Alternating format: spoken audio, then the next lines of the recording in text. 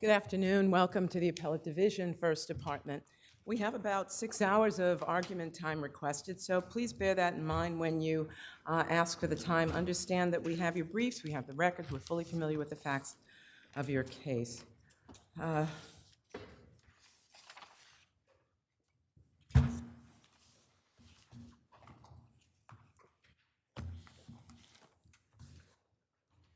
First case is People versus Evaristo Cervante, submitted. Howard versus New York City Police Department, submitted.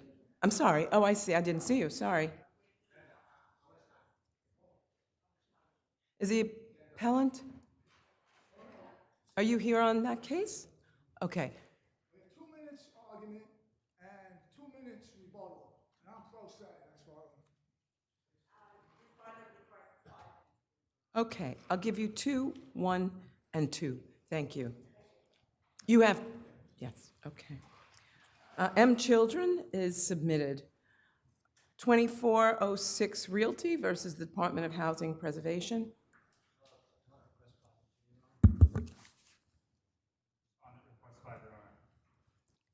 5, 2, and 5. Sweeney versus Beck.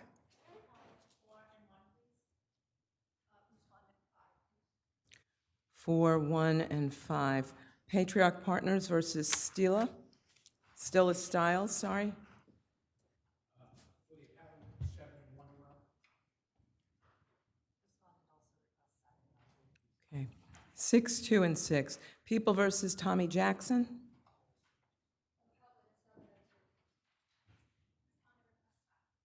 Okay, in the future, remain standing until it's done. 7 and 2 and 5. 6 and 2 and 5, thank you. MREF REIT Lender 2 against FPG Maiden Holdings. For the appellant? For the appellant, one of the appellants, I know there are 2. For the defendant, I guess the first ones are the defendant lenders. Is that right? Senior lenders, 5 and 3 around.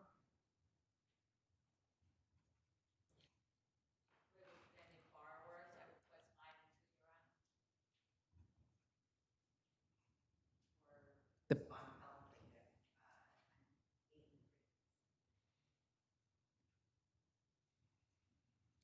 Give you 8 and 2. 5, 3, 5, 2, 8 and 2. Okay, 1304 Madison versus Alberts.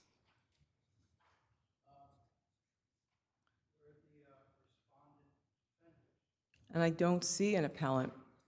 Do you wish to submit then? Okay, submission, thank you. New Sower versus Cabrera Realty.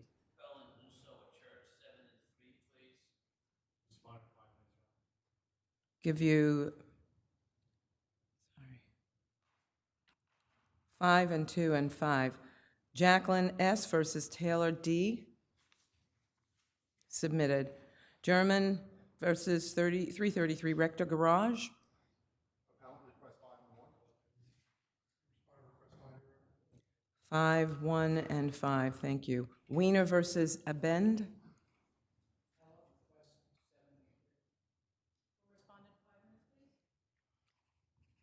6 and 2 and 5. People versus Ricky Billups. 6 and 2, Your Honor. Respondent request 6. 6, 2, and 6. Turner Towers versus Canari Medical Center. 5, 1, and 5. Turner Towers versus Canari on the non-enumerated, it's submitted. And Linares versus City of New York is submitted. The first case for argument is Howard versus New York City Police Department.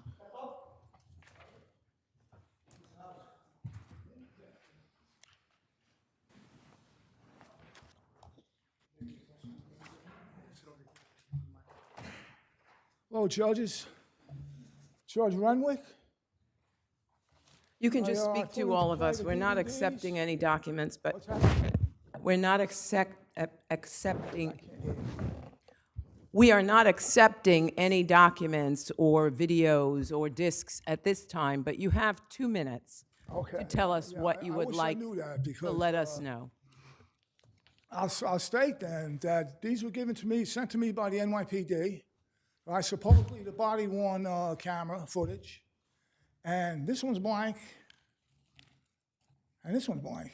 Both of them are blank. They sent the first one. I told the lawyer, "Hey, it's blank." He said, "Okay, they're going to send you another one." I sent the other one, it's blank. All right. So with that, I jumped the gun. I was upset that I couldn't play these.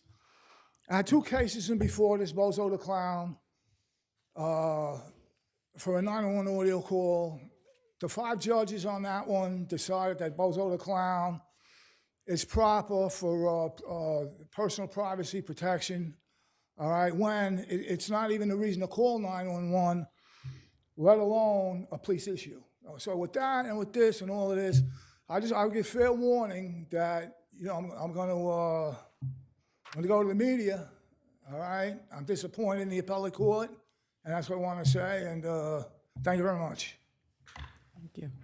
So, you know, when things in the news and the TV show up. Thank you.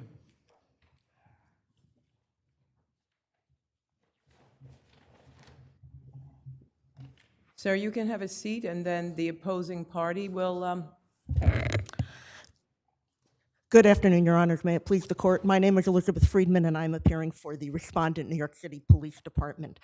Your Honor, the Supreme Court properly dismissed this proceeding as moot.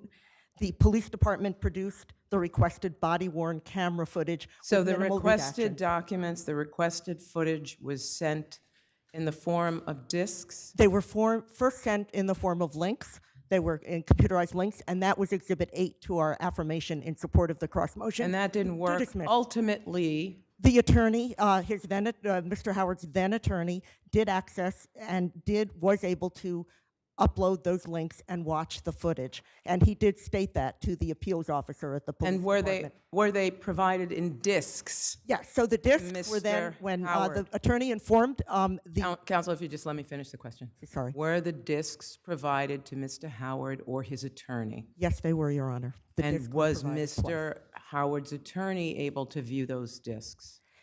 I do not believe that Mr. Howard's attorney viewed the discs because the discs were mailed directly to Mr. Howard at the attorney's request. And were 14 seconds of the discs Redacted. redacted? They were, in fact. And what was the reason for that? The reason for the redactions, Your Honor, is that the internal work computer database information that was displayed on the police officer's cell phones were redacted to enforce and to protect the security of the police department's internal database information. In other words, it was a 911 name, the name of a 911 call or something that was listed on that? I think and it to was just protect- the police officers' agency-issued cell phones with information about the police department's computer systems, I believe. The subject of prior appeals were the 911 recordings. I'm sorry, yes, Yeah, right. so this was the body-worn camera footage, which was released to both the attorney, who admitted that he could see that, and also the discs were provided to Mr. Howard. The police department can't troubleshoot the discs. We don't know what the formatting issues were or anything like that, but the 2 Thank you. discs were provided twice, and therefore the proceeding was properly dismissed as moot and academic. Thank you. Thank you, Your Honor. Mr. Howard, you have 1 minute to respond to counsel, if you wish to use it. Since I'm still here, Well, once you find what it is, you can go to the podium. I won't start the time until you get to the podium.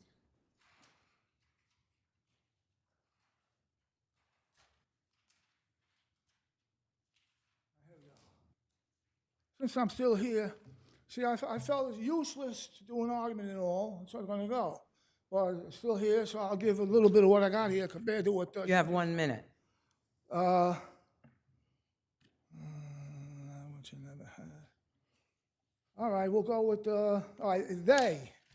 They want all of you all right? Sitting judges on the Appellate Division, First Department, Supreme Court, State of New York, they want all of you, her and the NYPD, to believe, they want all of you to believe that I, Appellant Michael Howard, that I'm spending thousands of dollars and spending thousands of man hours, had 3 cases, 2.5 years, and I'm standing here in this court now before you requesting NYPD body-worn camera footage, that which I never had. They want you to believe it's because I already have it. Ridiculous. They want you to believe I already have it. I got 2 blank CDs. The footage I sent to the lawyer, if I could drag that one out, the email, he couldn't play in his district attorney's office. All right, and we'll leave it at that. I don't want to take up the court's time. Thank you. But like I say, I got to go Channel 2, Channel 4, YouTube, CSNBC, CNN, whatever I need to do to get this out. My understanding is that the tapes that were sent and your lawyer was able to view it. I don't know what kind of system you have and whether it's the system that you're playing the tapes on. Good luck, Mr. Howard. For the argument. Thank you very much. Thank you, both of you. Oh, she goes? Or?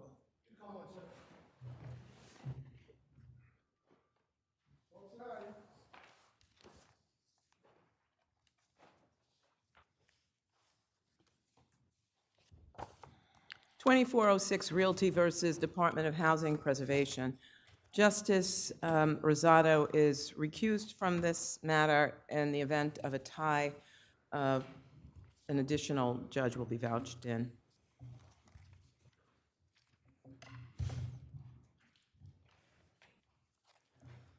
Thank you. Good afternoon, Your Honors. May it please the Court. Martin Rowe for Appellant's Housing Preservation and Development. Appellant respectfully requests that this Court reverse the decision of the Court below and find that the imposition of relocation charges here was based on a rational view of the evidence and reasonable inferences therefrom. The rules promulgated by the City Council and the Administrative Code require that an individual who's seeking relocation benefits prove occupancy at the time of the vacature. So they provide multiple avenues of proving that. In the absence of a lease, which is what we have here, is often the case in these illegal dwelling cases, there will be no lease, so they provide alternate forms of proof. Is there any specific requirement to prove tenant by definition? There is no time requirement. The text of the statute itself reflects occupancy at the time of the order, and the implementation rules found in 28 RCNY 1801 similarly reflect that, but they require residency at the time of the order. So it is our contention that there is no dispute here. The relocated individual was living in the basement apartment at the time the DOB issued the vacate order. Is there any time period, any 30-day time period or anything to that effect that's necessary? It's our contention that there is no time period in the statute, but it's also our contention that based on the documents that were provided here, if the court were to believe that there is a 30-day time period requirement, the documents here nonetheless prove that. So what establishes that the individual was in fact a tenant at the apartment? So the first proof he adduced was a Social Security card mailed to him at the apartment, which is dated January 8th, 2022. And just by way of background, the vacate order was February 22nd, 2022. So it's our contention that that on its face is sufficient to show that When was it mailed? the card itself was issued on January 8th, 2022, but there is no mailing date on the card. It's our contention that it's a reasonable inference therefrom that the card was applied for well in advance of January 8th, just by nature of the... So essentially, it was 2 pieces of mail. Yes, It was the Social Security card in an envelope that had the address of the occupant, yes, and then a cell phone bill. yes, Your It Honor. had the address, Yes, correct? yes, that's correct. So you draw reasonable inferences that if the mailing went to that address, it had to have been to the occupant, Yes, that's correct, Your Honor. correct? And if you're an occupant there, I mean, no formal process for eviction was necessary for him to have been there 30 days, although he claimed he was an occupant renting at $250 a month since the summer, if I'm not mistaken. That's correct, Your Honor. So So the whole 30-day requirement is really to have him deemed a tenant for purposes of applying the RPL. The landlord wasn't seeking to evict him. The issue here is whether the landlord is obligated to pay the relocation fees, which is about 25 grand. yes, That's it? yes, Your Honor. If Your Honors have no further questions? So he's there for around 7 months at $250 a month, and now the bill for his alternative housing has come to around $25,000? Yes, that's correct. I believe it's a Is shade. there any limitation on when this comes to an end and what the amount is? I mean, could he have been kept in this alternative housing for another year for another $25,000 for which the petitioner would be charged? There is no limitation in the statute, and as this court found in Smith versus Donovan several years ago, the purpose of the statute is to protect individuals just like this who can't show a formal lease and are displaced by no fault of their own. It's our contention that the individual had the right to this alternative housing, and he proved that right based on the documents here. If Your Honors have no further questions, thank you.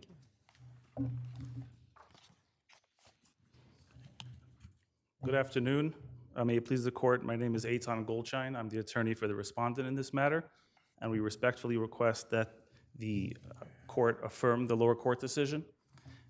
I'd like to call the court's attention to a few salient points. The first being that prior to 2021, these relocation services were treated as a lien, a regular lien, like a mechanic's lien, and the burden was on the city to file and foreclose, and at which point the landlord could respond and make his arguments. Now it's in the form of an Article 78. What that means is that the city and HPD is the sole gatekeeper as whether this person has a right to be there, and the landlord has no opportunity to challenge it other than in an Article 78. So if the landlord argues that this person did not have a legal right to be there, and under the law he's not a tenant, the only opportunity is here, is in an Article 78 proceeding. That being said, my next point is that the New York City Administrative Code refers to this occupant as a tenant, and that must be read in conjunction with the other forms of New York state law which require a tenant to have some. I thought that it referred to claimant, not tenant, the code, right? The RPL refers to tenant, the code refers to claimant. My understanding, Your Honor, is that New York City Administrative Code 26-3017 may require that a tenant of a privately owned building. Well, then let me just follow it up with what now has been deemed to be in the purview of the HPD, and what they can deem to be qualifying documents, right? We can agree that's within their purview now. And so what we're reviewing is whether or not there was a rational basis for that. And what's your argument there? There's no rational basis because the T-Mobile bill is not, and number one, it's not a utility bill. It's a traditional utility bill is a bill which is tied to the property, a water bill, a gas bill, a land. Right, but I mean, I think the argument is that could it be perceived that traditionally sometimes things change because a lot of people don't use landlines anymore, they use their cell phones, right? I understand that, Your Honor, and my response to that would be that a person can change online their address, and now the new bill will reflect that address. If there's 2 or 3 bills going back previously that establish that as a form of residency, I would agree. But if it's just a bill from 15 days earlier showing that address, that doesn't establish a residency. What was the argument you're making here, as I got from the record, is that the occupant was a squatter? Yes, Your Honor. So it is your client's contention that someone broke into the basement, they stayed there for a number of months without you having any knowledge of that person in the basement of your building, and then somehow you were surprised with the vacate order because of the violation? My client wouldn't contend that they've been there for several months. My client had no idea. I believe that's from the HPD record. The knowledge of, correct me if I'm wrong, but I wasn't aware that my client had any knowledge that the person was there. How would they know to issue a violation? Department of Buildings issued the violation? Yeah, well, I'm saying, what were the facts behind it? Did you attempt to challenge it? It's a violation. Did you attempt to go to the ECB? I don't know the knowledge. Generally, when there's a vacate order, there's no opportunity to challenge a vacate order at ECB. A vacate order is issued, and then there's a paperwork process that's with the Department of Buildings directly to get that vacate order removed. I don't have knowledge as to whether the vacate order is removed. I'm assuming it would have been, but I don't know. So this person was in the basement of your building, but you hadn't been to the building basement, so you were unaware that the person was in the building's basement? I don't know the answer to that question, Your Honor, whether they had knowledge or not. My understanding is that they didn't, and even if they did, it's not so simple to get someone out. No, you said that they didn't know, they were unaware. Right. I was only asking the question with regard to that aspect. Sorry, could you repeat the question one more time? I'm just not clear. It was with regard to your statement that your client had no knowledge that there was someone in their basement. No, I'm saying that, let me rephrase what I'm trying to say. HPD documents from the city are stating that he was there for 7 months. Yes, based on his and you said your representations. client had no knowledge that he was there. I'm saying that I don't know whether he was there or not, but my client, I don't know that he was there or not. I don't know if he was there or not. What size is this building?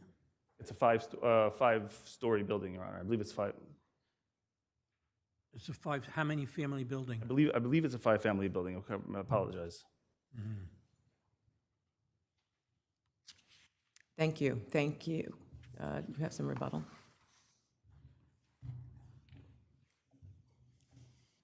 Just briefly, Your Honors, I'd like to respond to the point that was addressed about the cell phone bill not being a utility bill. It's HPD's contention that in today's day and age, this is the utility bill that most people get. And further, even Well, it's different than if you get a gas bill and it's addressed to you at the premises, it naturally follows that it's coming to someone who lives at the building. If you get a Con Ed bill, and it's addressed to you at that premises, it follows that you're living there. A cell phone bill is not tied to where you're living. That's correct, Your Honor, but here the cell phone bill is reflecting a period of January 8th to February 7th, which is undoubtedly well in advance of the vacate order on February 22nd. And But it doesn't go back 7 months. no, that's correct, Your Honor. But if this court were to find that the 30-day period is applicable, it's our contention that that still meets the period. And further, we would point to subsection G of both the administrative code and the rules, which allows HPD to consider other forms of verification they deem appropriate, which included in the statute and the rule itself, it says included but not limited to official payroll documents, bank statements, or credit card statements, which it's our contention that similarly to your concern, Your Honor, you can change your address on those same documents, but nonetheless, they're still included in the rule, and there's no indication that there was any change of address here. Zenny, as you indicated on your direct argument, the tenant's paying $250, and now it's $25,000 in replacement housing, and you're saying that there's no limitation on this. I mean, HPD could have allowed this tenant to remain in this alternative housing for another year or 2 years, and that's all the petitioner's expense. I mean, what's the limitation on what you can or do here? So there are requirements for the tenants in these, may I briefly proceed, Your Honor? Yes. Yeah. There are requirements to maintain that substitute housing that you have to show you are working towards finding substitute housing, and it's not an endless term, but there is no formal requirement or a time limit. Does the record reflect how many family building this is? I believe it is a 5 or 6 story building, but it doesn't reflect how many different units or families are in the building. Thank you. Thank you, thank you both.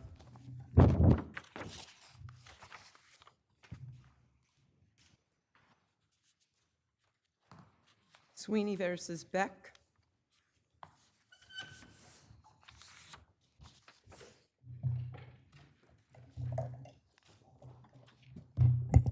Good afternoon, Your... Just a moment. I'm sorry. Meryl Biscone from the firm of Rifkin Radler. I represent the defendant appellant here. It's our position the negligent hiring and retention claims should have been dismissed because there's no allegation of any nexus or connection between any of the purported negligence on our part and the plaintiff's injuries. You can't turn away from the mic. Okay. All right. We submit there's not one case that the plaintiff pointed to where the mere introduction of the plaintiff and the defendant was enough to support a nexus connection. The second department's decision in Hopog is fairly similar to the situation at here, is it We not? submit it's virtually identical.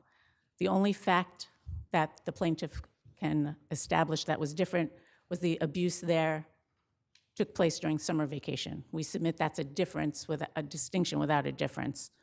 Here, the abuse took place after the plaintiff went to a public park, was drinking at a public park, no affiliation with the school or the defendants, and then first went to the defendant's apartment. Virtually identical to the facts in the Hopog case. You didn't litigate the case on this basis, and I'm curious actually as to why. The complaint says only that the defendants knew or should have known, I think that's the phrase, and there's no indication in the complaint as to why they knew or should have known. Right. We didn't pursue it on that basis, but our position was, regardless of whether they knew or should have known, this is a separate prong, and whether they should have knew or should have known, they didn't meet the nexus requirement in any event. Can you discuss this actual circumstance in light of the Waterbury case? Yes, in that case, the alleged behavior happened on the premises of the defendants, and the defendants had knowledge of what their employers were doing. Totally distinguishable from what happened here, where there was absolutely no connection to the province defendants, what their knowledge and what happened after going to a park and at the apartment of the assailant.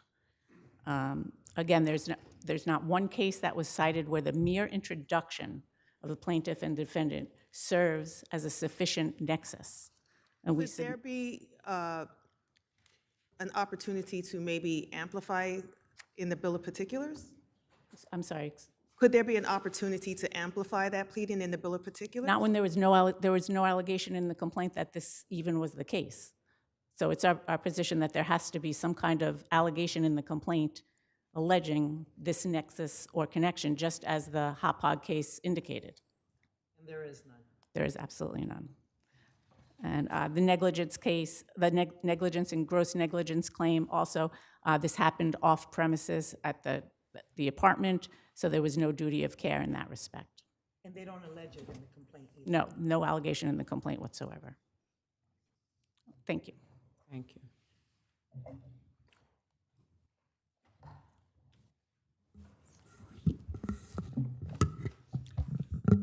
Good afternoon, Your Honor. Your Honors, may it please the court, Andrea Bierstein for plaintiff respondent Peter Sweeney. So what allegations are there in the complaint that create a nexus here?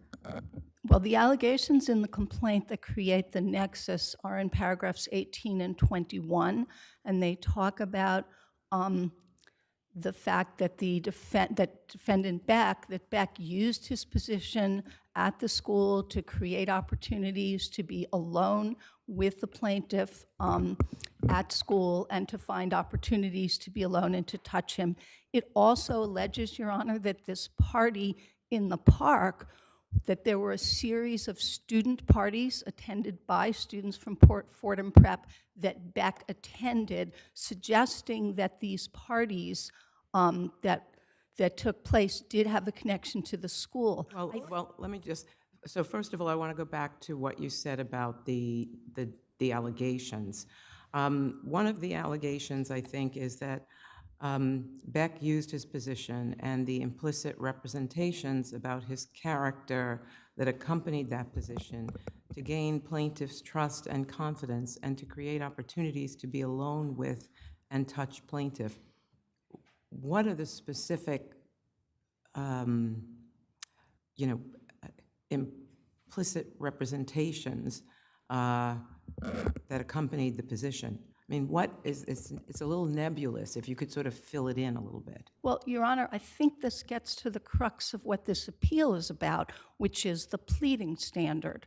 That is, at the pleading stage, the plaintiff was only obliged, there is no requirement of heightened pleading. That's true, But- but just let me finish. That is true where there's something where you have to, I mean, let me put it this way. This is the very person who is alleging this to have happened to them. So it's not as if you had to do discovery or if there's something you have to learn from elsewhere. The individual who's bringing the action is the very one who Well, Your Honor, there's no who would have the requirement that the information. pleading standard is different for things that the plaintiff might be in possession of the knowledge of, and I think in Right, terms but of... at minimum, if you're going to make the allegation that this person, because we're not going against, it's not the person, right? We're talking about the school and the negligent hiring and retention part of the complaint, that he used opportunities to have this person alone, but that's basically the one sentence. Is that enough? I mean, that's very bare bones. Well, Your Honor, it's not enough at summary judgment, and it wouldn't be enough at trial. And this is what I wanted to get to. The defendants say there's not one case where the mere introduction is enough, and we agree that at trial and at summary judgment, to prove nexus, we would need to prove more. But what I would refer the What do you do court with the to... Second Department's decision in Hauppauge? Okay, before we get to Hauppauge, I'd like to talk about Johansmeyer, because Johansmeyer is also the Second Department. Johansmeyer is a summary judgment case. It's a case where it's also a teacher... But you just said that we're not talking about summary judgment, so why don't you talk about the Hauppauge case? Okay, well, because well, there's two problems with Hauppauge, but I think if you contrast it with Johansmeyer, you'll see why Hauppauge is wrongly decided. So one of the problems with Hauppauge is that the statement that the defendants rely on is dicta, and it's dicta because the court had already found that the case should be dismissed because of the failure to allege the knowledge of the propensity. So that's the first problem. The second problem is that it may be distinguishable in terms of the summer, the fact that it happened over the summer, but the third problem is that if Hauppauge were correct, then Johansmeyer wouldn't exist. So Johansmeyer is a case where the teacher abuses the student off premises, off school hours. But because it's at summary judgment, the plaintiff had the opportunity to put in evidence about the formation of the relationship, the grooming, all of the things that happened on school premises with it during school hours. And the court said, though that evidence was sufficient to create a triable issue of fact. You see the same thing in the Fourth Department case. Isn't there abuse taking place on the school premises during school hours on a regular basis?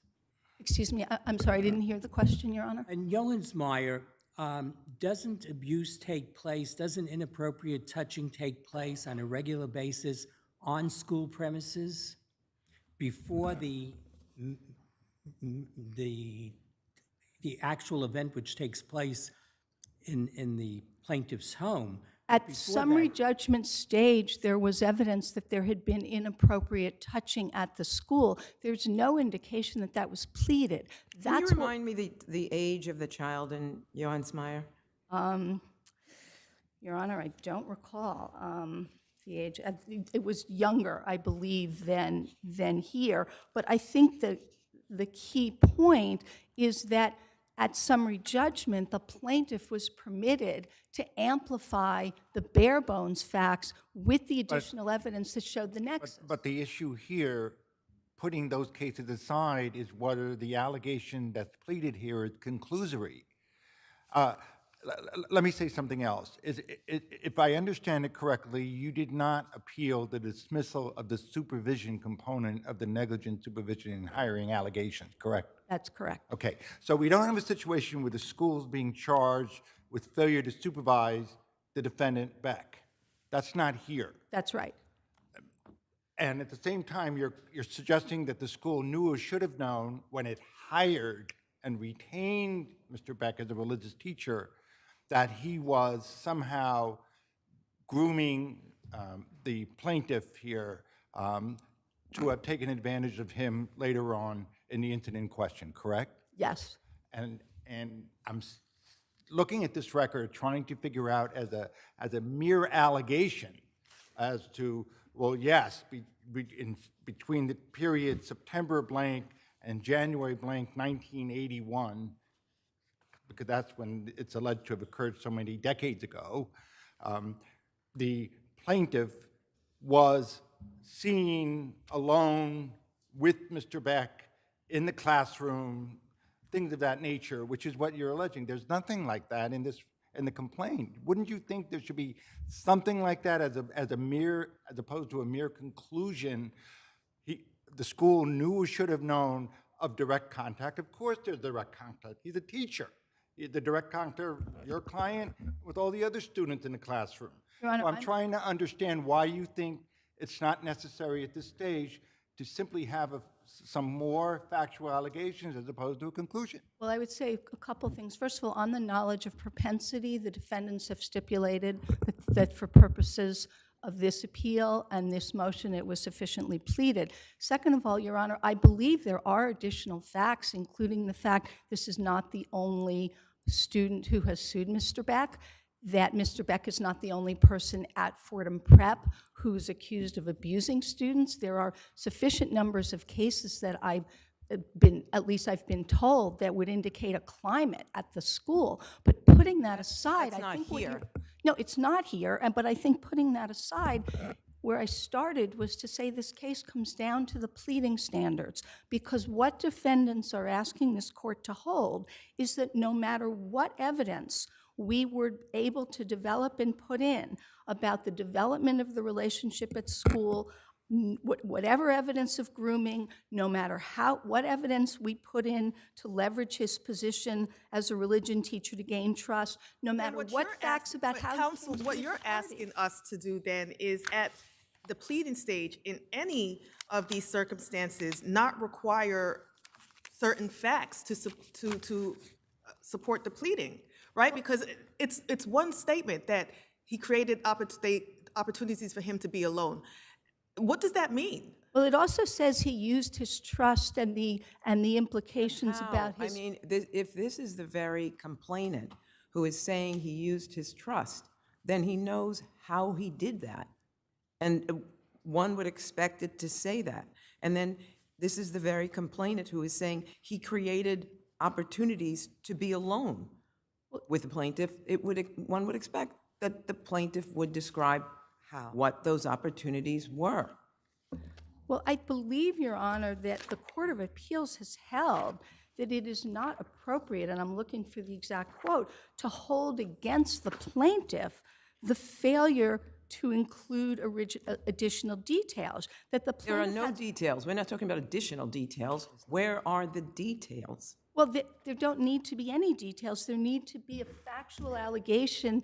So then, sufficient- basically, if we follow that argument to its conclusion, anytime a case is presented before this court where there has been a statement made, what is the purpose then for us being here to review the plea? I don't understand that, because you're saying any statement shall go through, that you don't need any factual allegation. Well, we have factual allegations. If we hadn't alleged that he used his position to create opportunities, may I continue? I see the lights on. If he had not if we had not alleged that he used his position to create the opportunities, then there would be no factual. But what does that mean? I can't even begin to think what that means. I can come up with a whole host of things I can make up, but I have no idea in this context what that means. What the Court of Appeals has said, Your Honor, with all due respect, is that the court's task is to not only give the plaintiff the benefit of every possible favorable inference,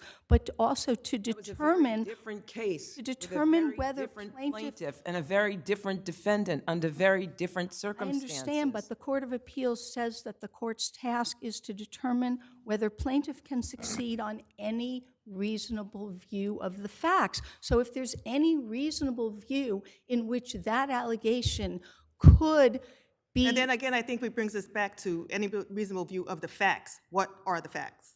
The facts are what's alleged, as I said, about the opportunities to be alone, about touching the plaintiff, about using the trust and You don't say confidence, this and touching of frankly, the about plaintiff attending in a this school party. school, which you point to Johansmeyer, which that was the claim.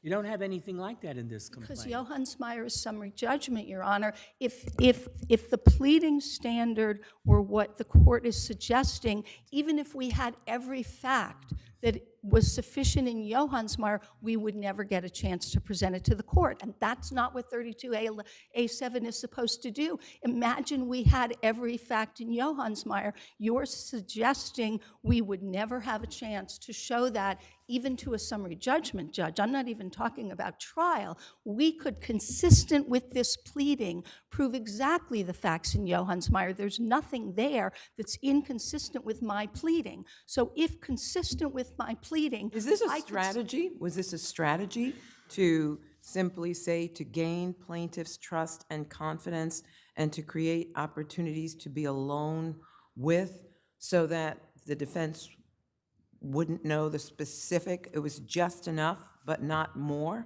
Your Honor, I was not involved with this case until the appeal. I don't believe it was a strategy. I'm just what wondering I believe what to be the case, if you there are could- a lot of these Thank you. cases.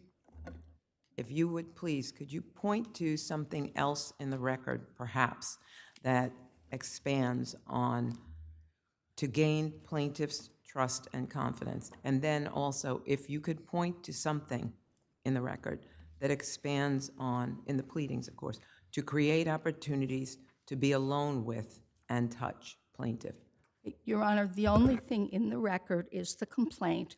So other than the allegations that you've referred to, which are 18 in paragraphs 18 and 21, there is the allegation that the students, these are in paragraphs 15 and 16, that the students regularly congregated at parties in the park with alcohol, and that Mr. Beck That's not on the regularly joined school. them. I'm not talking about what happened off of the school campus. The issue I'm is talking the about what nexus. happened on the school. The issue is the nexus to his employment. If he attended the parties because of his employment, he's a grown man, he's going to high school parties.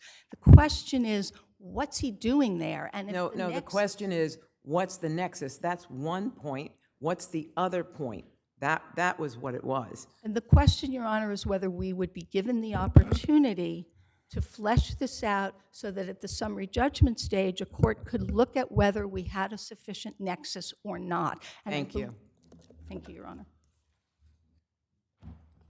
Very quickly, Your Honors. In the Johansmeyer case, the allegations in the complaint were much more substantial. They weren't just one sentence as we have here. There were more allegations of abuse in the complaint. Second, with respect to other allegations of abuse against Mr. Beck, we submit that that is outside the record of this appeal and should not come into consideration. And finally, we'd just like to highlight that the one sentence bare bones allegation is just simply not enough for connection and nexus, as we have alleged in our brief. And if there's no further questions, we'll rest. Thank you both. Patriarch Partners versus Stila Styles.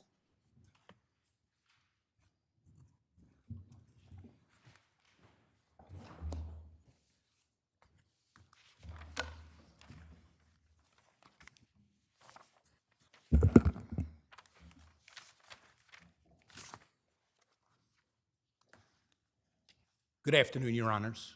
I'm David Dunn. I represent the appellant, Stila Styles, in this appeal. This is an appeal from an order on a motion to stay or dismiss this action in deference to a prior pending action, which is an adversary proceeding that was pending more than 2 years before this action in the bankruptcy court for the District of Delaware. In that particular action, the defendant here is a nominal plaintiff. Nominal defendant. Stila is identified in the complaint as a nominal defendant, Your Honor, but this is a classic derivative action. It's brought by the trustee who was the shareholder at a time that Ms. Tilton controlled Stila Styles.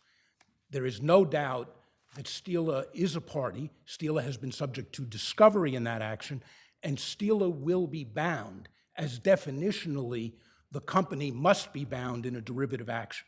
So This why is a should we? derivative action brought on behalf of the company, Your Honor. The issues there then tend to overlap with what we're dealing with here, right? Because it deals with the MSA and The issues absolutely overlap. Cause of action number 3, the third cause of action in that action, seeks for 2 separate reasons to declare invalid or expired the very MSA that is at issue here and dozens of other. Your claim is that Tilton engaged in self-dealing and breached fiduciary duties, right? Our defense, this is a breach of contract In this action. case, right, in this case. In this case, our defense is that the MSA did not continue. One defense is that the MSA terminated, right? There are 2 defenses, Your Honor, absolutely One is correct. that the MSA terminated, which is an issue in the bankruptcy too, is it not? Yes, it is.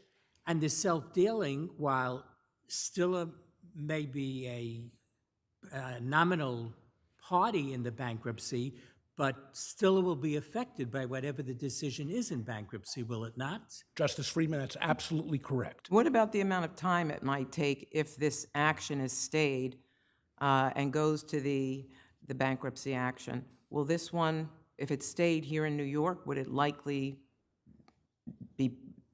end faster than if it was stayed than the bankruptcy action?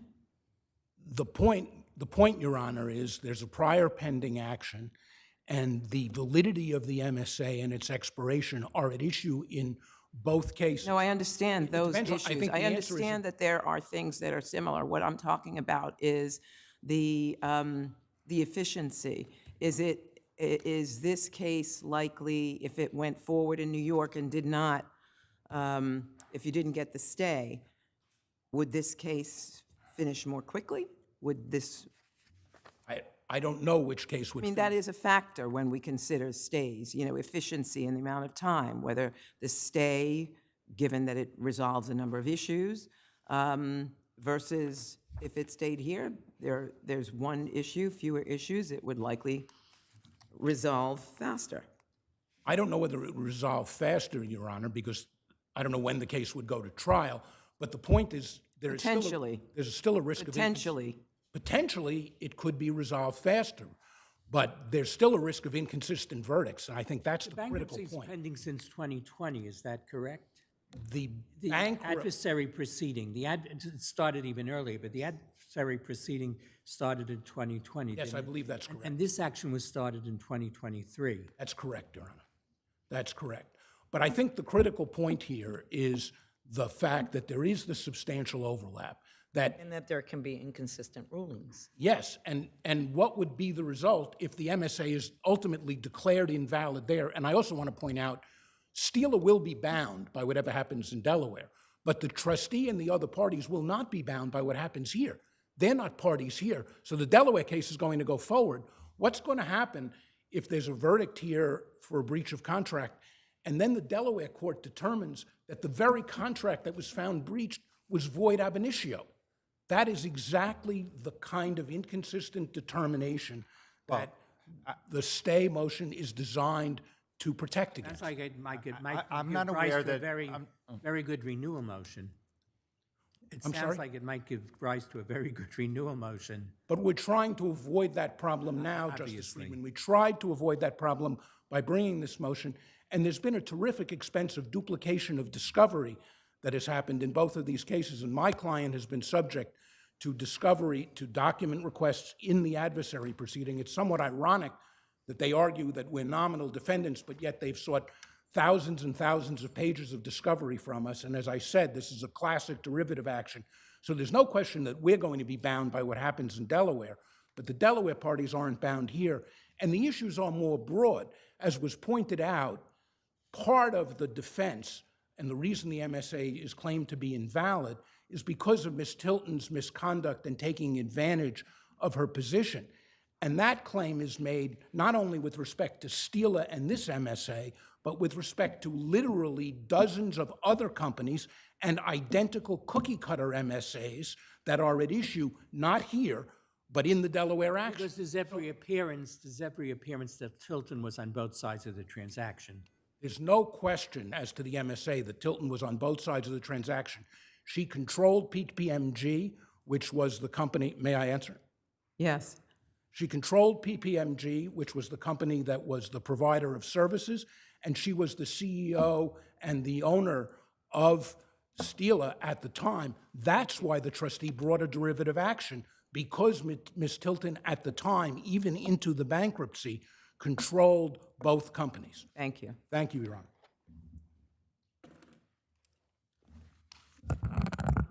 Your Honors, Mary Beth Maloney, on behalf of respondent and plaintiff, Patriarch Partners Management Group.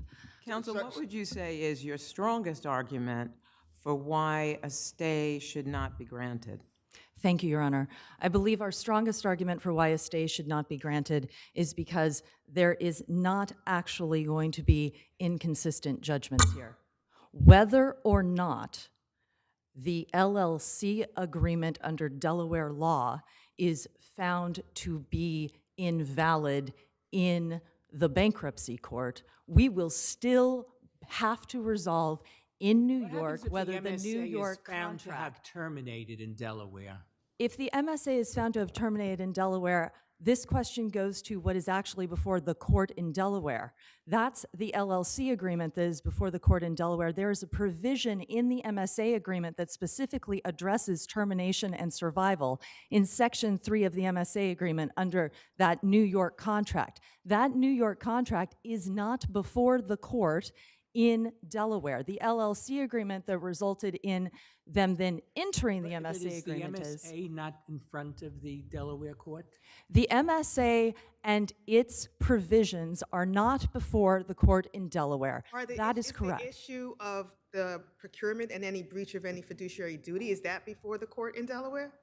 I'm sorry, is the what? In procuring the MSA, any breach of duty, is that before the court in Delaware? Yes, that is the argument about the LLC So agreement. wouldn't that resolve the whole issue with regard to the MSA? It would not. If that was not, It would not, Your Honor, because to the extent that the MSA agreement is found to be void because it was improperly entered, that does not change the fact that PPMG rendered services to Stila over years and years in the amounts of millions of dollars, and so there would at least be equitable claims that could be made at that time.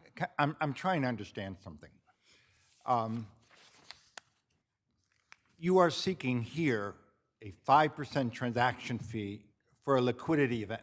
Correct. That is when Stila, which was owned by Zohar 3, Zohar 3 had some problems, so somehow it was reconstituted as Phoenix 3. I'm colloquial, but you understand what I'm trying to say. You've got it, sir. So basically, because of that transaction and that change, you want your 5% transaction. Correct. And the right to get the 5% transaction is in the MSA. That's an issue here, correct? Correct, sir. So if the MSA in Delaware is found to have been terminated before Zohar morphed into Phoenix 3, that would moot, or that would in effect render your whole complaint out the window, no? What is before the court in Delaware is whether or not the MSA would be voided as a result of conduct with respect to the Delaware LLC agreement. But that does not void our rights to have claims to damages or equitable claims with respect to all of the work that was done by PPMG and which is satisfied, the payment for that work is satisfied through this transaction fee. But then, okay, assuming that might be, for argument's sake, if there was a stay in this particular action based upon what we know is the overlapping issue of determination of the MSA, once that stay is lifted, would you still not have those claims if in fact you're saying they're separate? Exactly. What I'm saying is once that stay is issued, whether we win or lose in Delaware, we're still going to have to come back to New York to figure out what our rights are and what our damages would be under the New York MSA. Okay, but that, in terms of what we're dealing with here today, the stay, based upon the first in filing rule, we can still issue the stay, and then you'd still have your claims, like if and when that stay needs to be lifted. This goes back to Your Honor's question earlier and the multi-factor test. So at this point, there is a note of issue date for the New York State Court of December 13th. And we now have all of the depositions completed. The fact depositions are completed. We expect to have summary judgment in 2025 in the New York State case. I'm going to be asking for it at a conference on December 5th, and given the pace at which Justice Bannon has been moving this case, which she has refused, even when we have jointly asked for an extension of time, she has refused any extensions to But you the expect a schedule. decision, not that you're going to get summary judgment. Like, how would you know that? I expect a decision, one way or the other, which is what we need in order to resolve this issue, whether it goes forward in Delaware or not. But And if in you Delaware, lose, if you lose on the MSA discovery issue hasn't in even Delaware, started. Can I just hear what did you say? in Delaware, Your Honor, depositions have not even Discovery begun, hasn't and there started. is still documents to be collected and obtained from the parties and the third parties. In Delaware, Stila is actually not a party to the action. They are a third party where Yes, we we have had to understand that. subpoena them for documents. Could you They are answer the using this case as a Judge shield. Friedman's question. Are you telling us that if you lose on the MSA issue in Delaware, it's not going to have an impact on what the case in New York is about? It is going to have an impact on the manner in which we argue damages, but the fact of whether or not we are entitled to damages, as opposed to the amount, will not be affected. That is correct. I'm sorry, may I ask a question? Yes. I need to understand something. You're seeking the 5% transaction fee directly linked to the MSA, correct? Correct, sir. If the MSA is found by the Delaware court to have terminated for whatever reasons, before the liquidity event that's an issue here, would your claim for the 5% still be sustainable if it's linked directly to the contract? I think a New York court will have to make that determination because we would argue on a quasi-contract basis, and this is entirely speculative and unknown at this stage, but given the state of the litigation in New York, let's get a judgment here because we're going to have a judgment either way. It is not going to mean that I will never go back to New York if in the unlikely event 2 years from now, we lose on that narrow issue. And the factors for determining whether a stay should be entered, including in GE Capital, where there was a forum provision that said the New York contract should be litigated in New York. And there was a factor that said the New York case is substantially narrower than all of the joint venture issues that are at issue in the Florida case. That is why it is appropriate for us to be here in New York and resolve this case in the coming year on the schedule Justice Bannon has put in place. Thank you, Your Honors. Your Honors, I think Ms. Maloney's argument just proves too much. She said, first of all, she made reference to equitable claims, and then she talked about quasi-contract as an explanation for what's going to happen if the MSA is either invalidated or found to be terminated. But those claims are not even pleaded currently in the New York case. There's no such equitable claim. There's no quantum merit claim. What she's saying and what her brief very clearly says is we would replead to go around the fact that the MSA was found to be either invalid or terminated. That makes the compelling argument that there ought to be a stay here. It is also 100% clear that the invalidation of the MSA is at issue in Delaware. It's in paragraph U on supplemental record 182, which is paragraph U of the Fourth Amended Complaint. That seeks a declaration that the MSA has been terminated. Correct. Page 182 and 183 of the record. Yes, exactly right, Your Honor. So therefore, it's clear that this is an issue. It's clear there's a risk of inconsistent verdicts, and there is no basis to proceed, especially when she says, if the MSA is invalid, we have a different theory under which we can recover. Well, why don't we determine whether the MSA is valid or not? And there is no argument here. There's no response to my argument that this is a classic derivative claim and that whatever the outcome in Delaware, Stila will be bound by that determination. The plaintiff in this case, the respondent here, makes no argument to the contrary. So we know that case is going to be decided in Delaware. Nothing of the fact that if your claim is that there's a breach of contract, it's not a given that you have a quasi-contract claim in its place. Well, we understand why they didn't plead it, because if you plead a contract, you can't plead quasi-contract. But if the contract is invalidated, I don't know whether they could bring, may I answer? I don't know whether they Briefly, could because I bring think the, you've made your point. okay, thank you, Your Honor. Thank you. Thank you both. Thank you. People versus Tommy Jackson.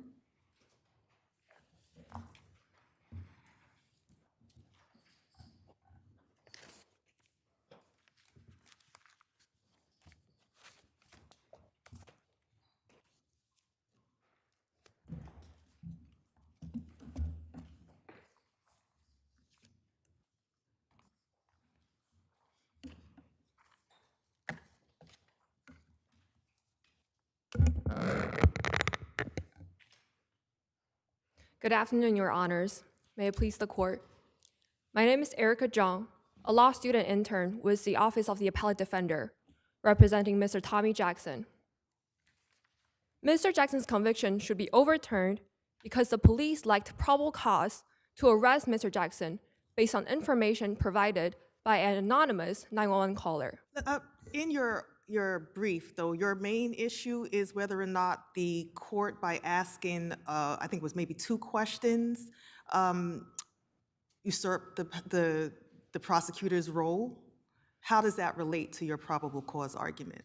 The court asked 2 questions that were key to the prosecution's establishing probable cause for Mr. Jackson's arrest, and by eliciting the name of the 911 caller, they have helped the prosecution make their case in establishing probable cause. Of course, those same questions could have been answered, and it would have favored the defendant. They could have said, no, we don't know. And it wasn't a question that was necessarily posed in favor of the defendant. The judge didn't know the answer, I'm assuming, when the question was asked. It could have ended up being, no, we don't know. Well, in that case, that is a question. But that question was asked in order to help the prosecution establish a case, because that was a burden of production that the prosecution had to meet, but the prosecution didn't. Well, let me ask you this question, because we're not only just talking about, if we're talking about probable cause, we're not only just talking about the name of the caller who was elicited in those particular questions, but we have a description of the defendant, right? In fact, we have several descriptions, all the same, very detailed, of the defendant. How does that play into the probable cause, and whether or not there was any corroboration? In that case, the name is key because the description that the police received in this case is very similar to the one in Florida versus JL, where the police received information about the description of the suspect, the clothing of the suspect, where when the police found JL, he was wearing the same description as in the 911 call. However, the Supreme Court has held that that kind of information does not justify police frisk and stop in that case. And additionally, right, but I mean, here we have the police officers responding to the scene, the information being passed along. We have the police officer following up, making a phone call, getting the same description, the defendant being found in close proximity to the location. When he was approached by the police officer. And then we also have certain statements that the defendant made when he was approached by the police officer. All of those particular things, set aside what the court might have asked, which again, from reading your brief, that seems to be your main contention. Why aren't all of those things sufficient to establish the reasonable suspicion, and then, you know, the safety frisk, and then leading to probable cause. When the police called back the 911 caller, the 911 caller still repeated the description of the suspect and reported that the suspect was walking westbound. However, that predictive information is not predictive to the criminality of what's happening. So just walking westbound isn't a criminal act. And when the police found Mr. Jackson on the street, he wasn't behaving suspiciously. He was simply just talking on the phone with his girlfriend, and the police have already physically restrained Mr. Jackson before he even made any statement. And we're arguing that that's restraining of Mr. Jackson's freedom. As you could see from the people's exhibit in the body cam of the police officer, you can see the police was already grabbing Mr. Jackson's arms and holding them behind his head. And that would be an illegal stop and frisk as well. I want to get back to the first question because that's really the main point here, is about whether or not the questions, those two limited questions, took on the prosecutor's function. First of all, that's not preserved. That was an unpreserved, nobody objected, right? That is unpreserved. Right? Okay, and the other question is whether or not those two questions, as limited as they were, you know, a judge is permitted to ask questions. And if, with those two questions, did you get the name and what was it? I don't know that it could have been limited anymore. Well, first, And I don't see how those two limited questions were a tremendous intrusion, especially given that the answer could have gone either way. well, first, this issue is unpreserved, though we're asking this court to reach it in the interest of justice, and courts have done that in the similar issues in the past, and the Court of Appeals have recognized that it's not always possible for defense attorneys to object to questioning of the I judge. understand interest of justice. I'm not quite sure of the intrusion, which is your main point here, is that the court intruded on this. You're not really arguing that there's a probable cause issue here. Well, maybe you are secondarily, but the real point is the judge intruded. Is that an intrusion, those two limited questions? That is intrusion because, first, that was asked after the prosecution has already concluded the direct examination. They have said that we have no more questions to ask. So when the judge is asking these questioning, it was not for clarification. The judges have the power to ask questions to clarify. Why wouldn't that have been for clarification? The fact that the person said, I'm done, well, the judge can't know that the person's going to say they're done until they're done. The judge would have expected that was the very next question to ask. So the judge asked it. Then For clarification. The judge is advocating is basically taking on the function of an advocate for the prosecution because Even though the question could have easily been answered in the negative. right, because that was a new line of questioning. It was the issue of the That wasn't a new line. The whole thing was about this caller. The whole thing was about the content of the call, whether Mr. Jackson was wearing a similar outfit as was in the call, but never about the 911 caller's identity. And that was a question that the prosecution didn't plan to ask, they didn't ask, and basically the judge took on the function to ask this question to help the prosecution meet their burden of proof. Thank you.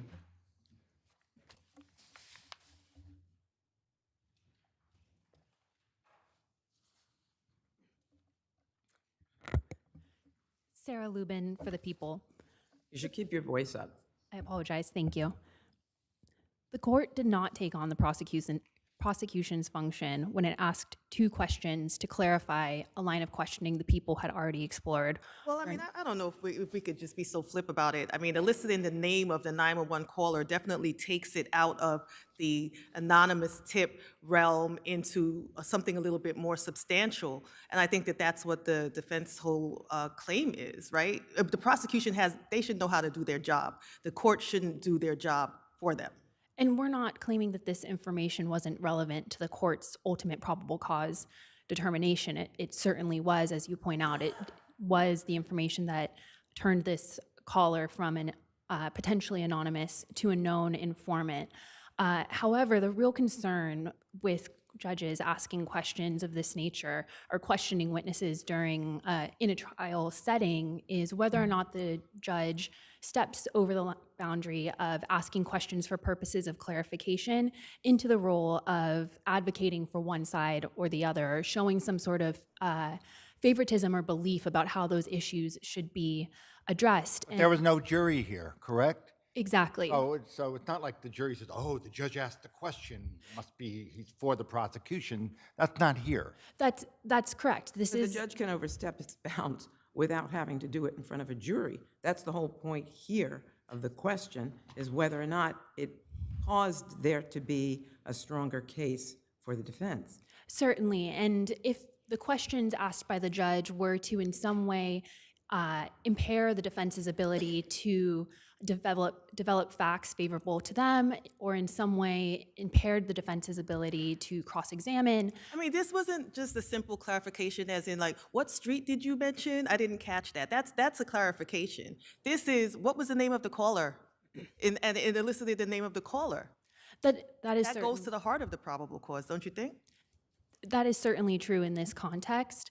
However, the court certainly wasn't acting as an advocate, and as was previously pointed out, the judge below had no way of knowing what that answer to that question may have been. We also have no way of knowing if perhaps it was a question that people may have visited on redirect. However, it's not the relevance of the information that's really what controls. The people could have revisited it on redirect if they didn't bring it out on their direct? It's possible. Is it? I believe so. But however, back to my other point being that the relevance or the importance of that information isn't really what's controlling here. What's controlling is that the judge did not act as an advocate because the judge didn't show any favoritism or any sort of, did not in some way impair the defense's ability to present information that might be favorable to them. I think also that the judge doesn't have to, I mean, the people seem to have, and I can't pull up the page right now, but the people seem to have asked every single question with regard to the 911 caller, except that.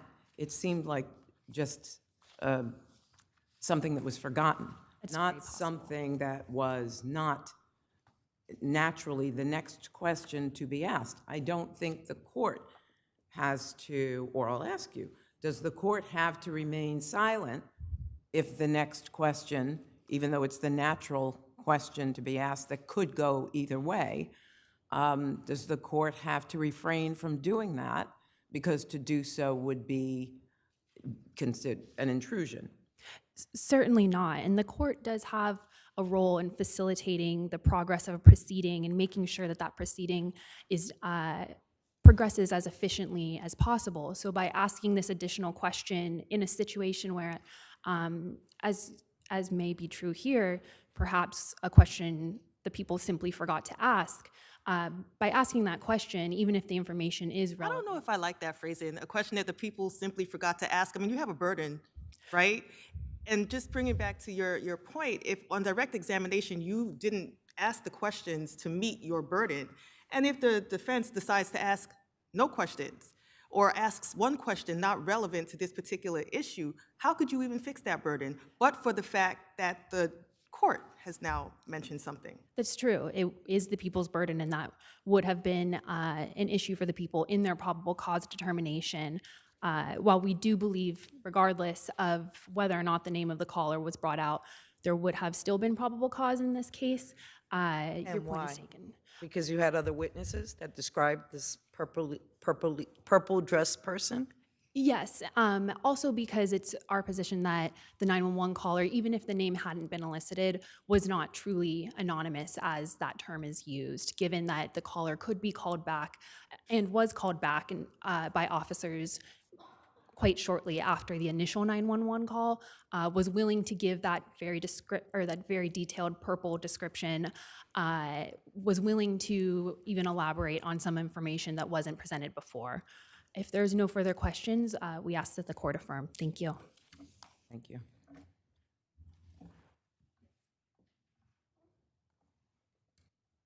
Your Honors, we would like to emphasize that At a Donaway hearing, the prosecution bears the initial burden of presenting evidence demonstrating the lawfulness of the police conduct.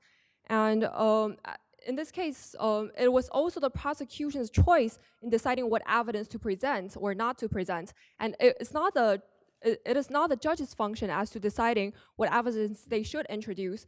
And it doesn't matter that the judge asked a question that could help the prosecution or hurt them, because in the end, the judge still asked the question which was an essential part to the prosecution's burden of production, and the judge also relied on the information that they elicited in finding probable cause for Mr. Jackson's arrest. Additionally, some of you mentioned that there were other witnesses at the scene that were able to confirm the description of Mr. Jackson. However, those witnesses were also anonymous, and there is no evidence to their reliability. So it wouldn't be logical for just unreliable witnesses to corroborate each other.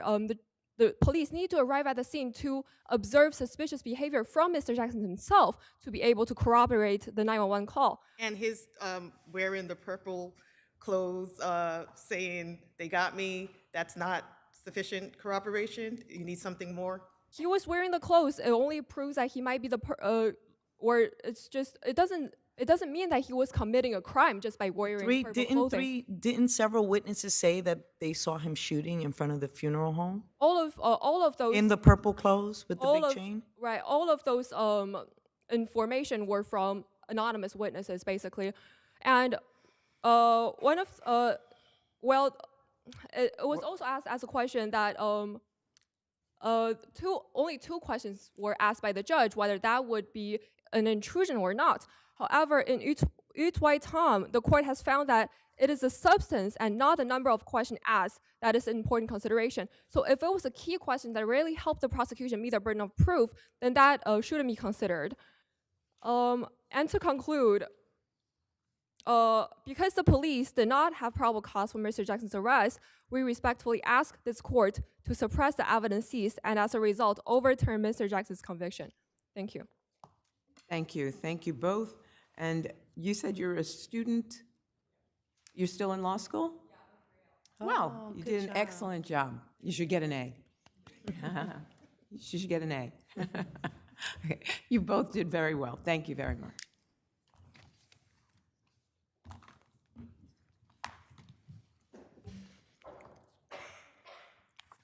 MREF REIT Lender 2 versus FPG Maiden Holdings.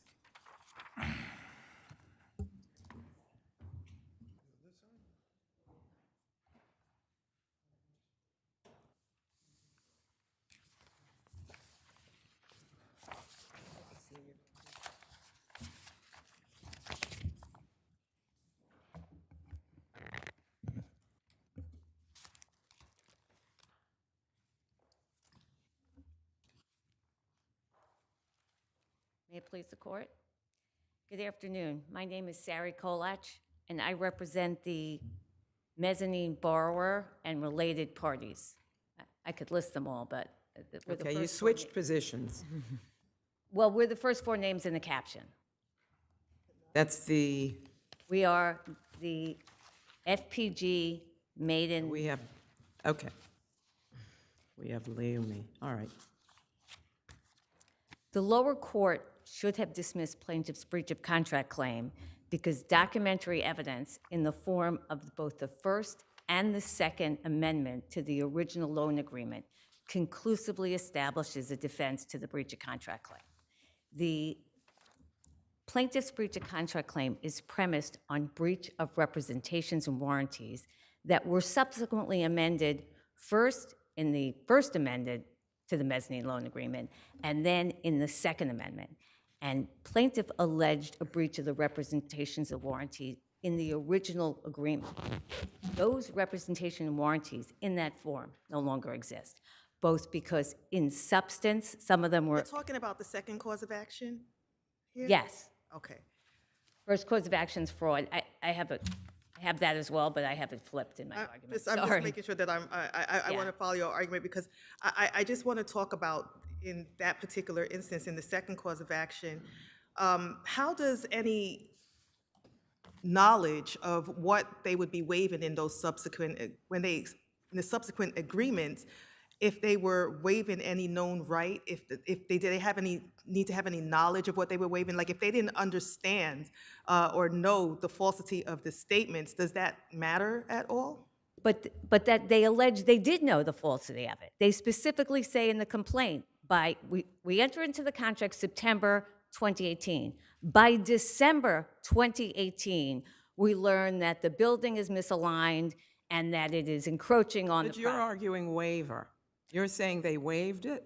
Well, Because they argue, because of the different amendments? I'm arguing that the First Amendment and the Second Amendment agreements superseded the original reps and warranties, and that the reps and warranties that they claim a breach of no longer exist. But then that would be that they then are waiving it, isn't Well, it? they waived it by amending it and by having a contract that says that the operative contract says that it supersedes all prior agreements as to But that for a subject. waiver, doesn't the waiver have to utterly refute the terms? I mean, wouldn't there be ambiguity here? There is no ambiguity here. There isn't. The first. So you think that it does utterly refute these amendments utterly refute the statement? 100%. The first reps and warranties in the original agreement says the building does not encroach on other land. The amended version says it does encroach on adjoining land. What about section 3 of the amendments? But Section 3 of the amendment is conditions to effectiveness. And included in that, they say we either deem them satisfied or waive any issue with respect to the following list. And that includes that the reps and warranties are true and correct. Was there any reservation of rights, and is that?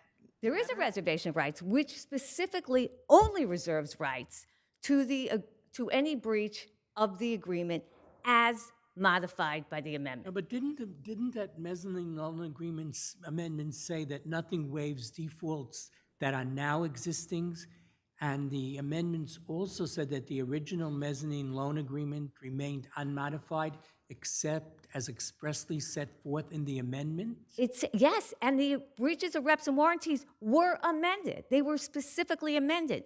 Under their interpretation of the agreement, the amendment of the reps and But warranties if the have default no... already existed, didn't it still, aren't you still liable for that? No, because it says default already exists of the existing agreement as modified by the amendment. You can't edit out those terms, or you render the amendment meaningless, and you render the reservation of rights provision, which 5 times in the First Amendment, and 4 times in the Second Amendment, specifically say you preserve a breach or default of the existing agreement as modified by the amendment.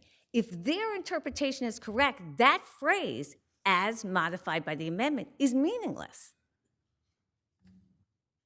I see my time is up. I haven't addressed the other claims. I don't know if the court wants to hear on the fraud claim. I'll give you 30 seconds to quickly address the others because Okay, you so have 3 minutes on rebuttal. Okay. I know you. Right, I think I preserved 2 minutes, but I'll take 3. The fraud claim should have Yes, you did too. I had it reversed because the fraud claim should have been dismissed because it is duplicative of the breach contract claim. It also has to be dismissed as to 3 of the 4 parties because there is a sole remedy provision in the contract that expressly states that any remedy they have for any damages relating to the agreement can only be brought against the mezzanine lender. And plaintiffs argue that that's unconscionable. I will say, first of all, they included that provision twice, and they have a remedy, but they have it as against the borrower and not against the other parties. That's what they agreed to. That's what they bargained for, and that's what they should be held to. Okay, thank you.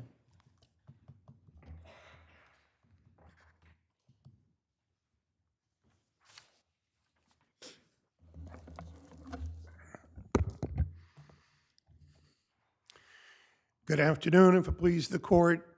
Your Honor, I'm Stephen Mandelsberg from Thompson Coburn. We represent the senior lender parties who are named as defendants in this action. That's Bank Leumi USA, Valley National Bank, a successor by merger to Bank Leumi USA, Bank Leumi Israel BM, and Harel Maiden Lane General Partnership. Your Honors have heard appeals on, I think, 3 other occasions in cases related to this case, so some of you may be familiar with some of the allegations. On this appeal, though, there are 2 aspects of the appeal for my clients. The lower court on this appeal, the lower court dismissed 7 of the 9 causes of action in the complaint against the senior lenders. The 3 claims, fraud-based claims, 4th, 5th, and 6th causes of action of the appeal that were dismissed were correctly dismissed, and we urge the court to affirm the lower court's opinion as to that dismissal. The court was correct for doing so because it correctly found that the structural deficiencies here were fully discoverable by the plaintiff mezzanine lender. It correctly found that under the law of this department and this state, including some decisions that your honors have authored, like Justice Friedman and Nordbank, clearly hold that in a situation like this, the senior lender has no duty to disclose anything, especially where an 80-page complaint details so much information that it knew. And finally, the lower court was correct because it enforced specific disclaimers in an intercreditor agreement, the only document that controls the relationship between the senior lender and the mezzanine lender here. And your honors, I refer you to, it's in the record at 635, section 33A, the mutual disclaimer, which specifically and broadly disclaims any representations and says that the mezzanine lender was sophisticated and did its own due diligence. Is that a factual issue, though, that maybe requires more development and should be before a jury? No, Your Honor. And this court's holding, as in Nordbank, has consistently upheld pre-answer motions to dismiss when it's clear that the entity knew or could have known, had every opportunity to discover the very defects that it says it didn't discover. And in this case, the complaint clearly alleges that. Paragraph 59 alleges that it did due diligence. It had extensive opportunity to do due diligence. And in fact, section 33A of the intercreditor agreement says so. As for the 2 claims, the 7th and 10th causes of action of the complaint that the lower court did not dismiss, we urge the court to reverse and dismiss those complaints. They allege a claim for a breach of contract, and they allege a claim for unjust enrichment. The problem with each of these claims is that it's inconsistent with the lower court's based ruling. upon the intercreditor agreement? What's that? Is part of that claim based upon breach of the intercreditor agreement? Yes, it is, Your Honor. Which provided for priority and not for who's got to fund loans. That's correct, Your Honor. And it also provides for ratification of the original intercreditor agreement. And as my colleague, I think, adverted to, the intercreditor agreement was amended on 2 occasions. And when it was amended, there's no dispute in the complaint. It alleges that they learned of the leaning and other issues that they had with the building after the intercreditor agreement was entered into. So, And aren't there aspects of that that may survive? It's one thing with regard to whether BLUSA has to fund the loans. Okay, maybe there's no issue with regard to funding the loans. That's Isn't right. there an issue with regard to the representation and warranties of the ICA, that there were no defaults or events of defaults that with the passage of time could have become a default? I mean, doesn't that still survive? Shouldn't that still survive? Isn't that different no, than Your the Honor. funding issue?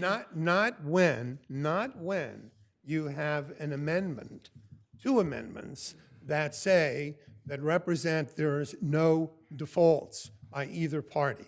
Because if there was a default in the party's obligations, may I complete my Yes, response, yes. Your Honor? If there was a default under any of the obligations of the parties, and the mezz lender went ahead and entered into 2 amendments, knowing that there were these defaults, but nonetheless signed an agreement saying that there's no defaults, it conclusively waived those defaults. And remember that the intercreditor agreement does not impose any obligation to fund anything. Not funding. That's That not what I'm obligation speaking of. is exclusively governed by the senior loan documents, just as the mezzanine lender's loan obligations to its borrower is governed by the mezzanine loan agreement. You couldn't have a situation in which the senior lender said, oh, mezzanine lender, you didn't fund under your agreement. And that's exactly what the implied covenant of good faith and fair dealing claim tries to insinuate here, an obligation that is not existing under the contract. So for that reason, we believe the court should affirm the portion of the court's decision below, which came after over 2 hours of oral argument, that dismissed 7 of the 9 causes of action, and reverse as to the 7th and 10th causes of action. Thank you very much, Your Honor.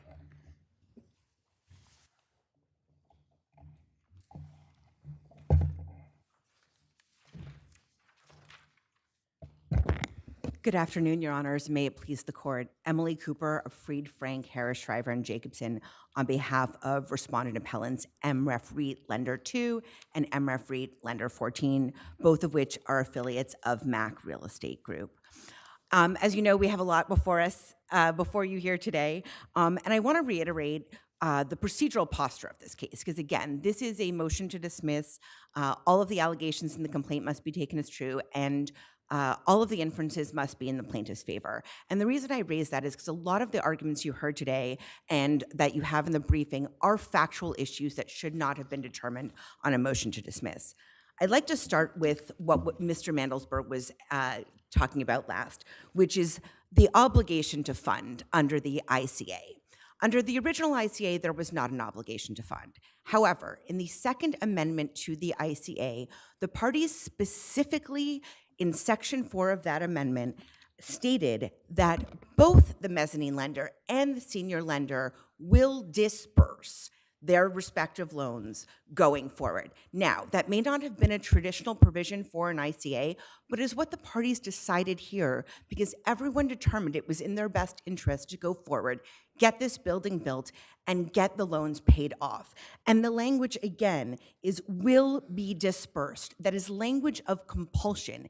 It is not optional, it is not mandatory, and contrary to the argument of Lumi USA in their papers, it is not merely a rule of application. Disbursement is to the borrower, right? It is to the borrower, but the procedures and the parties' rights and obligations with respect to those disbursements are set forth in Section 5 and Exhibit D to the ICA. There are very detailed procedures as to what has to happen with respect to disbursements, with respect to draw requests. And the reason why they did so is because everybody wanted to get money into this building to get it built, and they wanted assurances that if they were putting more money into this building, it would get built. And so while it may not be generally the purpose of an ICA, the general purpose of an agreement cannot control and cannot trump the specific provisions that the parties agreed to here. And I submit, if you look at Sections 4 and 5 and Exhibit D of the Second Amendment to the ICA, you will see that the parties specifically contemplated mandatory funding here going forward. Now, So you're telling us that the ICA contained a funding obligation? absolutely. The Even second, though that's contrary to what you would normally expect in an ICA. that is correct. The Second Amendment to the ICA explicitly contemplated a funding obligation. It says the senior loan will be dispersed. And it may, like I said, it may not be traditional, but that is what the parties actually agreed to here. And again, the general purpose that parties use an ICA for cannot trump what the parties agreed to in this specific instance. I also want to talk about something that Mr. Mandelsberg said, and I want to point this out. He says that In the amendments, mezzanine lender said there were no defaults. That is not true. And on page 13 of their brief, and I don't think we made this clear enough in our papers, they include alterations in sections 11 and 9 in their citations of them that are incorrect and misleading. Section 11, record page 719, says mezz lender warranted that its own prior representations were true and correct, not that senior lender's representations were true and correct. And mezz lender in section 9, again, record 719, stated that it was representing that there were no defaults with respect to its own obligations. It was not making any representations on behalf of Luma USA. And in section 9 again, the language was that it affirmed it had no defenses, rights of set-off, or counterclaims with respect to its own obligations. It did not say it had no claims. And as this court held in the 2022 FPG Maiden Lane case, a waiver of counterclaims, offsets, and defenses is not a waiver of affirmative claims. Moreover, even if this was, call it a waiver and ratification, for a waiver or ratification to waive a claim for fraud, it must be explicit. A ratification of a contract after knowledge of fraud in the inducement of the contract does not waive the claim unless there is an explicit waiver. That is Braddock v. Braddock, decided by this court. That is 422 West 15th Street v. Estate of Johnson, decided by this court, and a long line of cases that is cited in our briefs. If I can go to Ms. Kolach's arguments regarding waiver, Justice Renwick, you're right. There needs to be an intentional relinquishment of a known right. And while the reservation of rights, I disagree with her interpretation, the fact is there's no need for a reservation of rights unless there was a waiver elsewhere. You need to find the waiver. And Ms. Kolach, one of the justices, I don't remember who, I'm sorry, raised section 3 of the amendment. I think it was you, Justice Renwick. And that was a statement that, to the extent that that waived anything, as we set forth in our papers, that was a waiver of the conditions precedent to closing, as Ms. Kolach noted today. They were conditions to closing. It was not a waiver of the underlying misrepresentations or breaches by FPG. Ms. Kolach argues that the fact that they entered into amendments generally just got rid of any breaches that occurred prior. That is not correct. Unless there was a waiver, there is no, those claims still exist. And the representations that were updated. So what is your position about section 3 and waiver? Yeah. That it, what did it waive?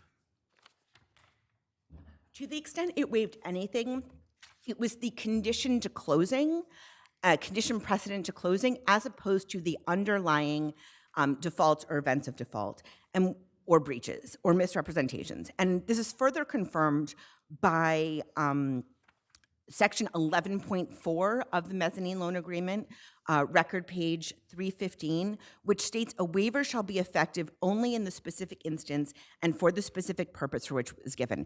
And I submit, when the parties wanted to waive something, they knew how to do so.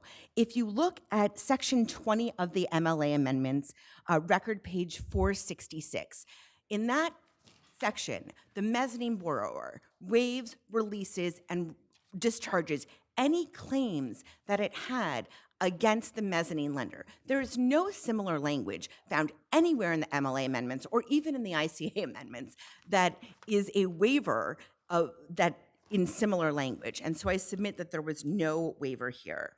I would also argue that the provision that Ms. Kolach pointed to, section 10.4e, the exculpation clause, the sole remedy clause, is not enforceable as a matter of law. Under Kalish-Jarko v. City of New York, an exculpatory agreement, no matter how flat or unequivocal, will not apply to exempt a party from willful or grossly negligent acts. And Ms. Kolach, may I finish? Yes. Ms. Kolach is trying to use it to exempt Mr. Kestenbaum and FPG from fraud claims.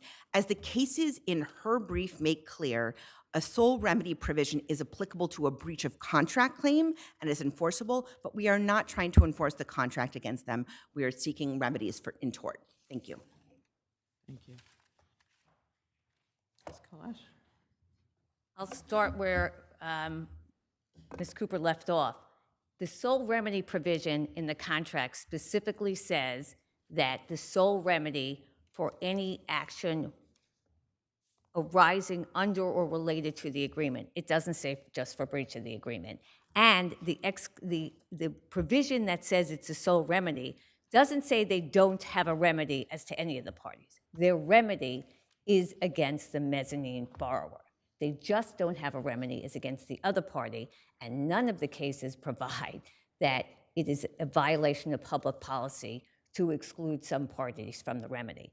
In terms of the waiver, going back to the contract issue, the reps and warranties that they claim were breached no longer exist. They were expressly superseded by this agreement. It expressly says that these representations and warranties it expressly says that the loan agreement, as modified by the amendment, constitutes the entire agreement between the parties and supersedes all other agreements. And the reps and warranties in their entirety, both by the effective date and in the substance that referenced the encroachment, was expressly amended. It no longer exists. Any breach of the reps and warranties they have has to be a breach of the Second Amendment, because those are the only representations and warranties exist. So the waiver, not only does the contract have a waiver that said they waive any claim for that any of the reps and warranties were not satisfied, or they either deem it satisfied or waive any claim that it wasn't, but they only reserve rights to the provision, to any default or breach of the amended contract, of the amended version of the contract, and the only reps and warranties that exist are the amended version. Under their interpretation, you have three separate contracts. You could have a breach of the first original agreement, then you could have a breach of the First Amendment, then you could have a breach of the Second Amendment. That's just not what the contract says. It says everything has been superseded. Either, I see my time is up. It either provides that the claim survived, which it didn't, or the claim is under the amended version. Thank you.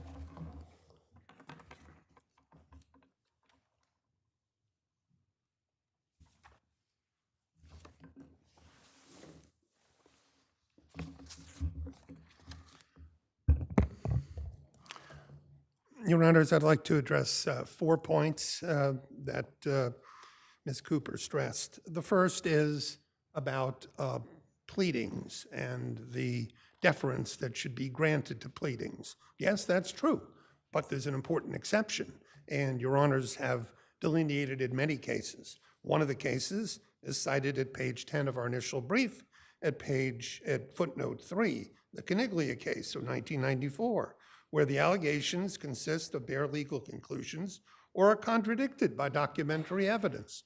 We have documentary evidence here. It's the admitted intercreditor agreement, and it's the provision in Section 33A at Record of Appeal 635, and the last paragraph specifically says, the last sentence of that paragraph, that section specifically says, without limiting the foregoing, mezzanine lender, and I'm quoting in excerpts, acknowledges that the other has made no representations or warranties as to the senior loan, including without limitation the cash flow of the premises, the value, marketability, condition of the premises, which is, of course, whether it liens or anything else about it. Second point, she points out that this court should give a pleader the benefit of the doubt on a pre-answer motion to dismiss. That's also true, except not in a case like this. And the cases cited at page 5 of our brief, including the Nordbank case, which Justice Friedman, you authored a while ago, are clear that pre-answer motions to dismiss are entirely proper when a sophisticated plaintiff cannot establish that it entered into an arm's-length transaction in justifiable reliance on alleged misrepresentations. And that's exactly what we have here. Third point, the the allegation, which I think is the most extraordinary, that by putting in words, we agree to disperse funds, somehow the intercreditor agreement was turned into a direct obligation by our clients to fund to the benefit of the mezzanine lender. That's not what the intercreditor agreement says. If the mezzanine lender wanted an obligation running to it to disperse, it should have provided in the intercreditor agreement for such language. It did not. It didn't incorporate by reference any obligations under the No. senior loan agreements, correct? It refers to the senior loan agreements and to the terms of the senior loan agreements. But it didn't incorporate the obligation. No, between the borrower and the senior lender. And there's no allegation, for example, that the mezzanine lender gets to tell the senior lender when the senior lender should declare a default, nor is there an obligation on the part of a right by the senior lender to tell the mezzanine lender when the mezzanine lender should declare a default under its loan. These are separate loan arrangements. And finally, the waiver of obligations. Now, Ms. Cooper makes the point that the documents don't really provide for any waiver, but they do. The intercreditor agreement amendments, which are at Record and Appeal 1118 and 719, not only waive defenses, offsets, and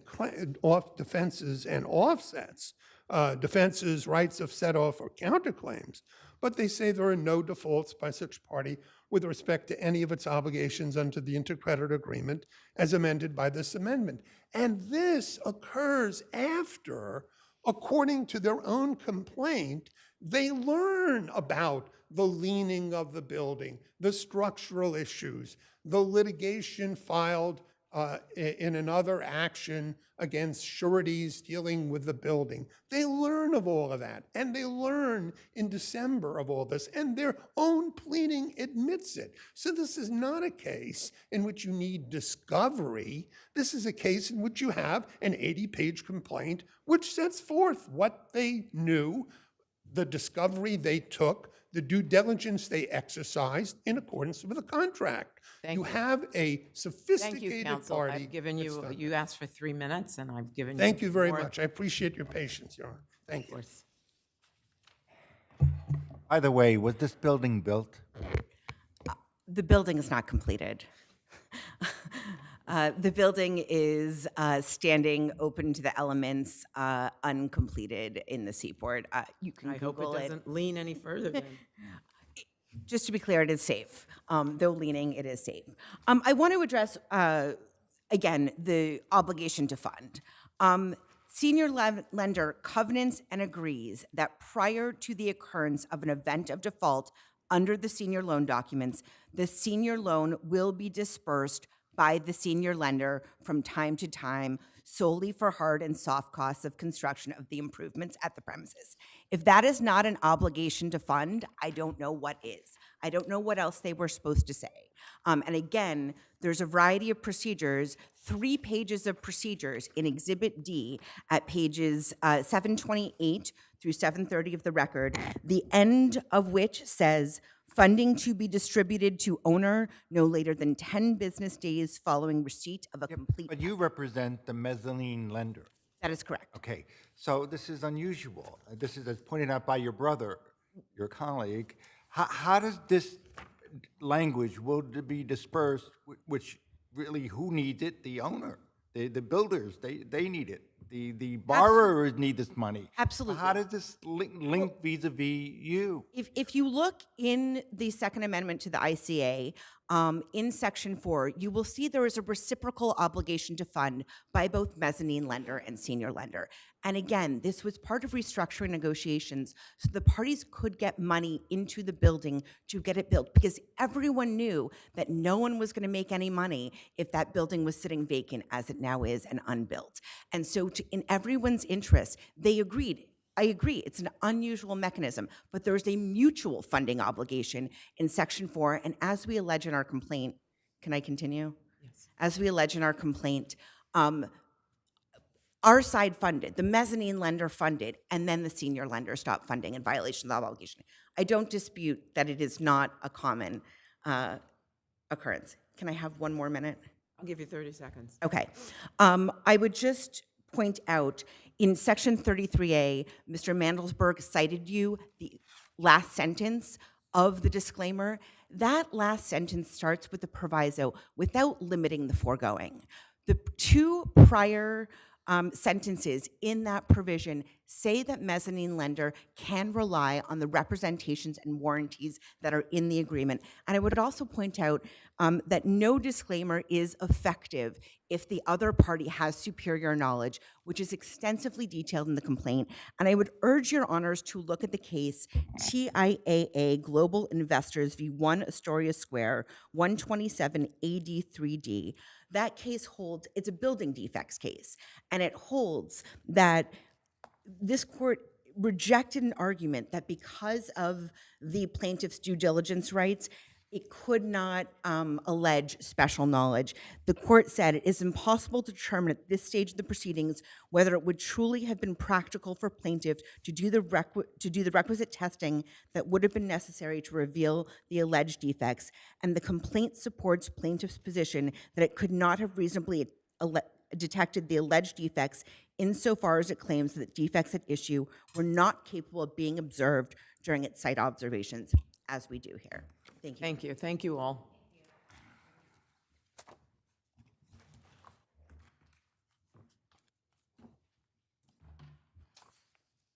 New Sower versus Cabrera Realty.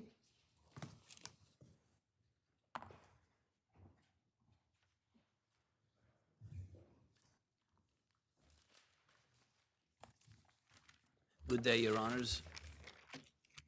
For the plaintiff appellant, New Sowers Church, is respectfully submitted that the lower court correctly decided, although we're the appellant, the first decision of March 2023, which we referred throughout as Wesco 1, for the following reasons. In 2008, Cabrera Realty, one of a multiple of non-appearing defendants, as owner of the building of 2184 Amsterdam Avenue, insured the building with tower insurance. In 2011, they sold the building to the church, the plaintiff. At that sale, there was an agreement between Cabrera and the buyer that Cabrera would... Counsel, if I may, you're not the named, your client is not the named on the policy or insured as an additional insured, right? The That's right. name was not on the policy. That Okay. is the essence of the...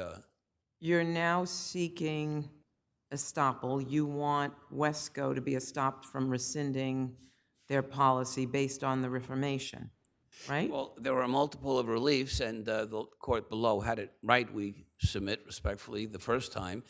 They had an entitlement to either reformation or unjust enrichment or But the Reformation has to be ratification, waiver. based on, I'm getting to my point, the Reformation has to be based on mutual mistake. Where is the mutual mistake here when the other individual, Cabrera, is fully aware and says that it's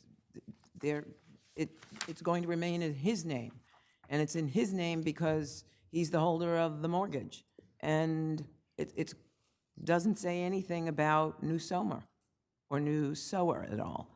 So how is there a mutual mistake? It's not as if he thought he was giving it to the plaintiff and plaintiff thought he was getting it from him. There's no question that only one person was under the misapprehension. There and that was your is client. no question other than that only Cabrera appeared as the named insured, but subsequent events impact Well, the greatly fact on this. the fact that the building had where tenants were injured and that you had, there's no doubt that the church had an insurable interest in the building. We understand that, but we're talking about an undertaking here. That was an express contract between the parties, I assume they were represented, where you agreed to pay the premium by paying the mortgage. The bank paid the premium, so it's not like the insurance company even had noticed that you were paying that premium. They had noticed, and that was the essence of the decision, in the first decision But on we're July talking about 20. what's now, I understand that, but the reality here is that while you paid for insurance, you agreed to allow Cabrera to keep their name on the policy as the insured, when you could have independently, with an insurable interest, get your own insurance. You didn't. And that's what's going on now. So there wasn't a mistake, it wasn't a mutual mistake. You intentionally agreed to this process. But there is, as of July 2016, the events that occurred changed the entire circumstance, because there was, between the acquisition date of 2011 and 2016, and 2014, what they call in the insurance industry a vacation. There was no fires, no floods, no insurance, no accident claims. But in 2014, there was one. In 2015, there was one. In 2016, there was one. And in 2016, simultaneous with the complexity of Tower going into some kind of distress liquidation, and the insurance company being taken over, or the accounts being taken over by Wesco with its agent AmTrust, another non-appearing co-defendant, Wesco entered the picture. And Wesco, upon receiving notification of the accident, interviewed, meaning investigated, conducted an investigation, it's all very fully in the record, with the pastor of the church. And the pastor of the church said, well, I'm the owner of the building. Not I. The church is the owner of the building, which I am the pastor in. And we purchased the building. The title passed in November of 2011. Cabrera has a second mortgage. We pay it every month. We pay the first mortgage every month. And there's an insurance premium in the first mortgage payment to the bank. And for the last 40 months, we've paid, with our money, the premium for the Counsel, policy. how would the insurance company know all of this information? How was the insurance company? How would they know all of that information? Even if that was happening, how do they know it? Until July of 2016, they didn't. They came to know it.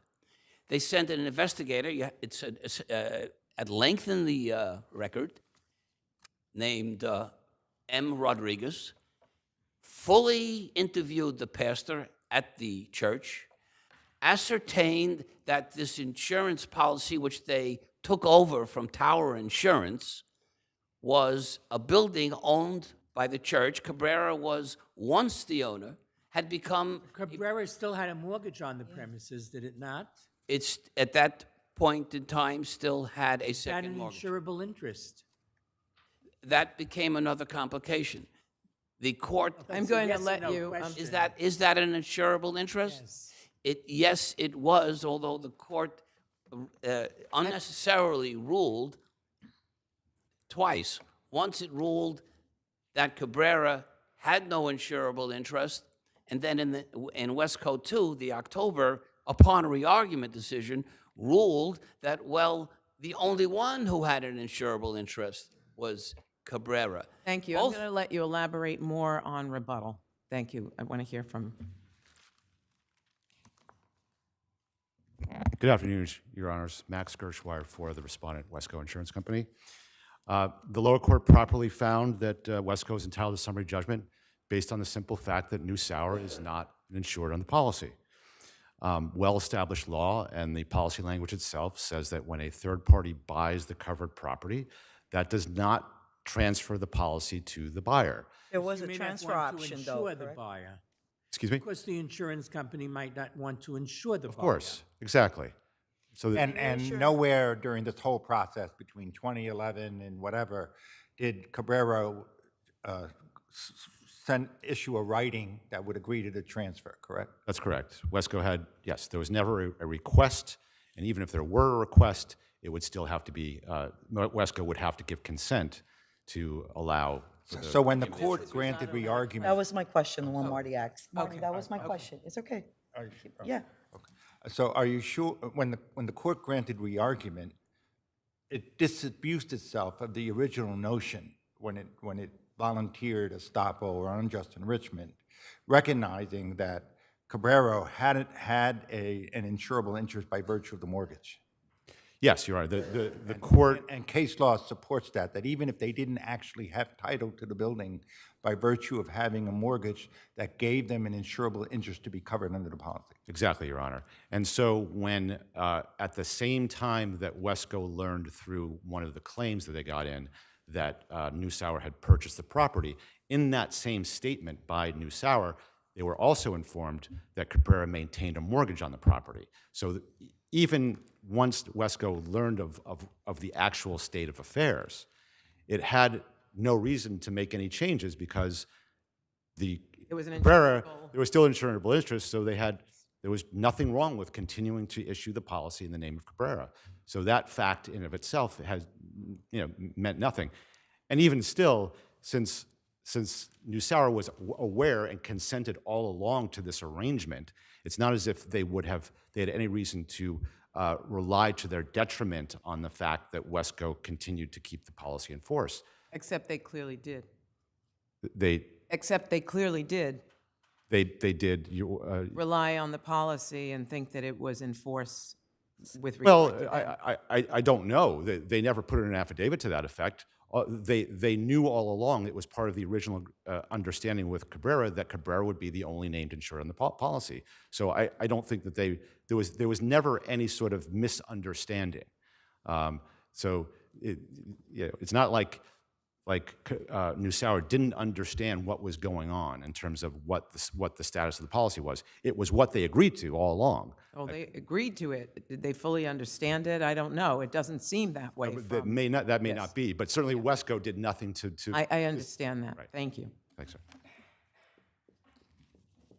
The response was not accurate. As the court below said in its first decision, the question was, when did Wesco learn that premiums were being paid by the money of the church and yet didn't cancel the policy? And that answer is July of 2016. But they say that the policy was still active and had a reason to be active because Cabrera had an insurable interest in that he was holding the mortgage. Cabrera had an insurable interest, but he wasn't being sued for the 3 personal injury cases. And what's more, what happened on January of 2018 after Wesco had collected another 30 monthly payments from its money distributed by the agent of the bank, there was a pipe burst. That was January 18. And now for the first time, after there were 3 personal injury cases reported, the insurance company issued a disclaimer of coverage, and the finding in the first decision in March of 2023 by Justice Engeron was correct, and it said that the question is, when did you start taking the premiums? And that would work in estoppel and all of the other relief that would be allowed, aside from reformation. It's not just estoppel. It was a question of unjust enrichment. It was a question of yet reformation. Estoppel was Supreme Court's argument. It wasn't. Pardon me? Estoppel was Supreme Court's argument. It wasn't plaintiff's argument. Below, plaintiff didn't argue estoppel below. The Supreme Court came up with this theory the court said it's not necessary to plead estoppel. And the court... It doesn't mean that the court was right about that, but... It doesn't mean the court was right. It doesn't mean the court was wrong. In fact, I respectfully submit that the court was right when it said waiver was applicable. So it was right the first time, not when it reversed itself on re-argument? I respectfully submit that it was not necessary to grant re-argument. There was a procedural defect, I might add, in the request for a re-argument. They didn't comply with the CPLR, but that was procedural. And the substantive arguments in the re-argument also failed because that court in that decision determined that the only one who had an insurable interest in the property was Cabrera. That was not correct. There were a multiple of insurable interests. Even tenants had an insurable interest, although that's not in play here. But as the court astutely said, the issue was, and in answer to the question of the bench, did the insurer know that the owner was the church? Yes, as of July, an extremely thorough investigation was done, and they did nothing. Thank you. But they took the money for 2 years. Thank you. Thank you both. German versus 333 Rector Garage.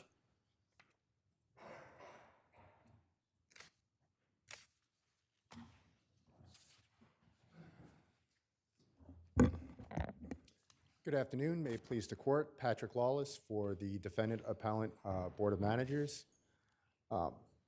There's no evidence in this record that Board of Managers caused or created the water which the plaintiff allegedly slipped on. The plaintiff's theory of liability is that the water came from an overhead drain pipe. But the plaintiff himself admitted that this is just an assumption he was making. He didn't actually see it happen. And it's also undisputed that there were no overhead drain pipes in the area where the accident occurred, according to the plaintiff. The plaintiff described the area as underneath the ramp in the garage in the back row. You have two witnesses on behalf of the defendants. You have Mr. Glennon, who did a post-accident inspection, who confirmed that there was no overhead pipes in that area. And then you had defendant's expert also examine the area and confirm that there are no overhead pipes. The nearest pipe, overhead pipe, is around 25 feet away. And that there were leaks in other areas of the garage is irrelevant because there's no evidence connecting those leaks with this accident. In fact, the defendant's expert measured the slope in the area where the accident allegedly occurred, and he said it was an upward slope. So any leaks or any puddles anywhere else in the garage would not have been able to flow in the air in a specific area where the accident occurred. In opposition to the summary judgment motion, the plaintiff submitted an affidavit from his expert, but his expert doesn't refute anything that's contained in the defendant's expert's affidavit. The plaintiff's expert says he observed moisture intrusion in other areas of the garage, but he doesn't describe where these areas are. He doesn't make any calculations with respect to these areas of moisture intrusion in relation to the area of the alleged accident. He doesn't refute Mr. Chen's finding that the area of the accident was on a slope. He says that there are other areas in the garage. Did they identify which of the pipes were the general common element drain pipes versus other drain pipes? These were overhead drain pipes that are common elements. The Board of Managers is only responsible for the common elements, not the day-to-day maintenance of the garage. And so the theory of liability against the Board of Managers is it was the overhead drain pipes that are part of Right. And there were overhead drain pipes that were part of the common element, general, right? Yes. And they were in the garage. Yes, but they weren't in the area where the accident occurred. But did That's you not- ever specify where they were, or what, did you ever specify whether or which of those constituted a common element?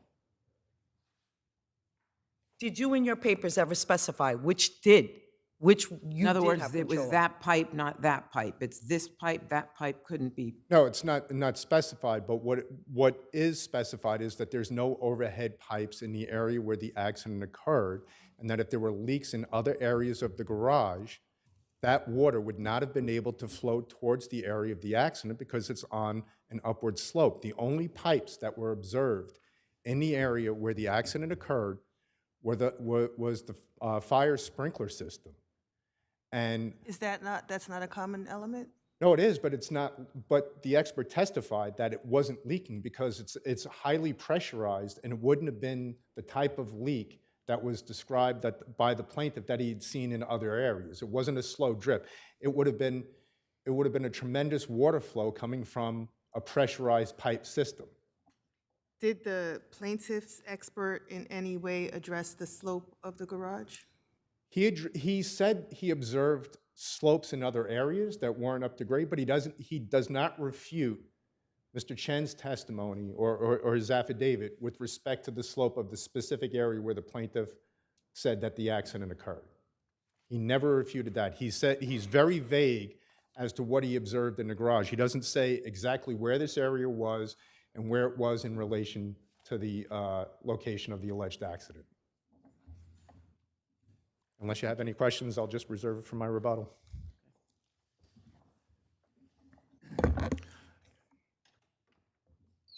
Good afternoon, Your Honors. Jason Levine for the plaintiff respondent. We would submit that the motion court correctly denied summary judgment here because in essence, the defendant's argument here is essentially trying to shift the burden to the plaintiff in this case. Can you address the fact your adversary is saying that his expert affidavit indicated that there weren't any overhead pipes in that particular area, and the sloping didn't lead towards that area. How do you refute that in your papers? Well, we would agree. I mean, I think there's photographs too that show that there's no exact pipes right above where the plaintiff claimed that he fell, but we would submit under the totality of the evidence in this record, including the testimony that the condominium themselves submitted from the plaintiff, from the parking supervisor, as well as Gannon, the condo's resident manager. It's undisputed here that there was an endemic, persistent problem here with water leaking from pipes, which Mr. Gannon testified covers 70% of this garage is covered by overhead piping, whether it be, and these are general common elements that are the responsibility of the condo to maintain and repair. And I believe the plaintiff testified that these water leaks occurred all over the garage. And the plaintiff's expert, just to answer your question, Judge Pitt, he testified to various water intrusions in different parts of the garage. And again, the mere fact that the plaintiff on the summary judgment motion the plaintiff did not have to prove on this motion the source of the water, whether for a specific pipe it came from. That's the defendant's burden, and Judge Hagler got it right. I would submit at page 39 and 40 of the record in explaining his rationale for denying the motion. He goes on, because you have constructive knowledge the water was in that area, whether or not it came from, we don't know where the pipe came from. And he goes on, we don't know where the actual water came from. Was it this pipe or that pipe? I mean, because there has been a history of excessive water. Well, maybe let me not use the word excessive, but water in the garage that had to be mopped up, vacuumed up on many occasions, right? That was the testimony. Yeah. So notwithstanding any affidavit from this expert who went to this garage years later, we have a history that shows maybe that there was some sort of notice or something like that. Well, we know that they actually had plumbers come. Yes. Either for the leaks that were coming from the pipes on the ceiling or from the water that was coming up through the ground. That's correct. And in summary judgment, I don't see that it says this pipe caused it or that pipe caused it. And there's evidence, no one's challenged the fact that 70% of the pipes belong to the common element.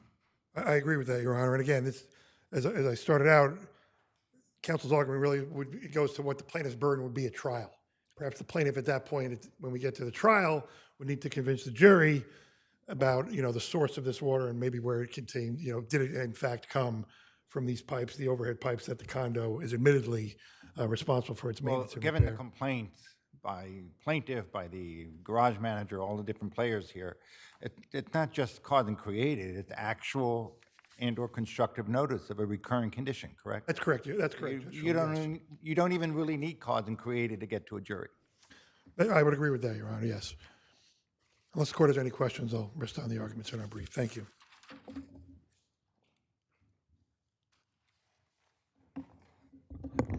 I just think it's very simple that it's undisputed. it's undisputed that there were leaks observed from other pipes in other areas of the garage, but there's no pipes in the specific area where the plaintiff alleged that he fell. And you have the expert's unrefuted testimony, which was never refuted by the plaintiff's expert, that the area behind, underneath the ramp and in the back row, where the plaintiff said he fell, was on a slope, so that water from other leaks in the garage would not have been able to flow towards this area. That's undisputed. So even if there's leaks and water intrusion in other areas of the garage, no connection has been made to these leaks to the alleged accident, and the defendant was able to affirmatively show that the water from these leaks in other areas could not have been the source of the water that the plaintiff allegedly slipped and fell on. Thank you. Thank you both. Weiner versus Abend.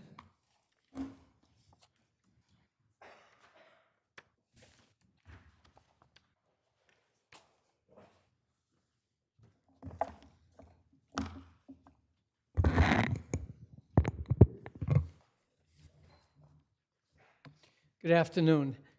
Given the hour, I thank you in advance for your patience. Haven't looked at the time. What is the hour?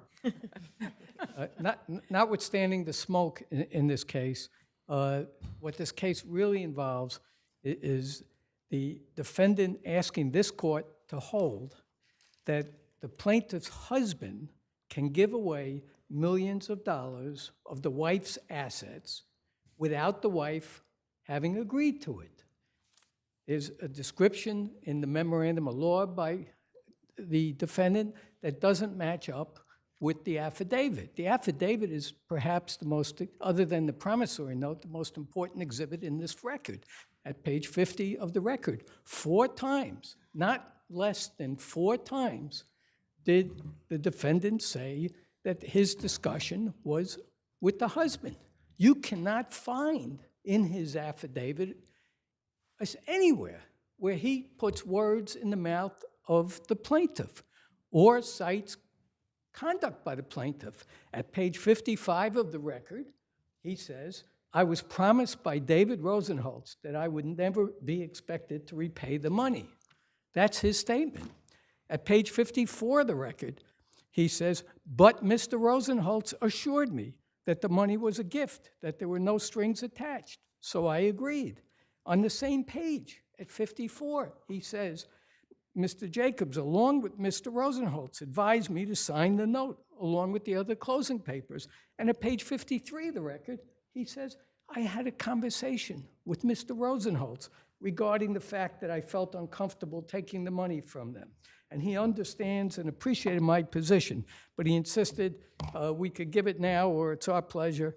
No, there isn't a date, a place, a time where specific words, general words come from the person who owned the assets. Would there be any, if we had discovery, maybe we can flush those issues out? Yes, and that's a good question. And in the Santana case, which Justice Friedman sat on, this court held that a party is not entitled to discovery when the facts are within the party's own knowledge. Mr. Abend, the defendant, should know what facts he relied on. He's talking about how he relied on statements made, conduct made. So the idea that he needs discovery in a case like this, where there's a clear, unambiguous promissory note, this court has held, and Justice Renwick held in part of the panel in 800 3rd Avenue, that the mere hope to uncover evidence to establish an issue of fact is inappropriate. The trial court said there are issues of fact that weren't even raised by the other side. They said there's nothing that's where the defendant said the wife agreed to it, and there's nothing the defendant said that the wife gave authority to the husband. So that the so-called issue of apparent authority, there has to be some basis in the record. And what they're really saying is, look, okay, it's a family situation. This court would be discouraging family loans if somebody cannot rely on a clear, unambiguous promissory note by a sophisticated person represented by a prominent law firm if by merely saying it was a sham. This court has dealt with cases where somebody says, yes, I signed the note, but it was really intended to defraud the IRS. It was to avoid a gift tax. It was part of an estate plan. Merely uttering those words cannot defeat a clear and unambiguous promissory note. I don't think anyone really disputes that the promissory note is clear and unambiguous and you initially met the burden. The issue is whether Mr. Abend, based on, and I use the term in a different context, parole evidence, not needed to clarify any ambiguity, but parole evidence to raise an issue of fact based on representations by Mr. Rosenholz at the time of the loan, during the process, during the litigation, during the divorce, where we'll see how the motion turns out, where you understand what's being raised Yes, and here. Is that enough based on our own precedent, based on, I think, Greenleaf, which allowed parole evidence to create issue of fact, which is one of our precedents here. Right. Well, let me answer it with one of your cases and one of your opinions, which said that an alleged misrepresentation by a third party cannot ever be a basis for fraud in the inducement. And in the Greenleaf case, which you mentioned, and the other cases that they rely on, there was substantial documentation. If one goes into the record, in each case, there was substantial documentation. But this court has said the fact that in one case, a mother made a statement. Is this a third party in such a I guess, plain context? I mean, we're not talking about, arm's length people. This is all family, husband and wife. But they might have estate planning in terms of gifts that they give. Why wouldn't that kind of discovery be necessary? Judge, I stay up half the night before an argument trying to prepare. And I will tell you that I said to my colleague that the biggest problem that we have is that we're asking the court to apply the law, the court's own precedent, which involved family members, but they know it's a family. And the point is that a spouse can't give away millions of dollars of their spouse's money. There has to be something in the record. And when this court says there has to be support in the record, this is the kind of case where you have to say, you know what, you gave us nothing to hang our hat on. You drafted this affidavit, you drafted the pleading, there's no assertion of apparent authority, there's no assertion of actual authority. They chose to say this was all a conversation with David Rosenholz. They gave you nothing in this record. And that's the answer. And the fact that it's family, I get it. But you know what? As I said, family loans are important. And here, this sophisticated person, represented by counsel, signed this agreement. He never made a claim against his law firm that there was something improper. The money was going to be secured because it was going for the home, which had value. When they sold their first home, it went to another home. It had value. The person tried to make it look like he wasn't making much money by taking his 10-year average. This is a person who was advising companies like Microsoft and other, Carlyle and Silverstein. This was a degree in economics from University of Wisconsin. This is not the pro se, uneducated person who has language problems, didn't understand what kind of note they were signing. And by the way, there's an event that occurred just a couple of weeks ago.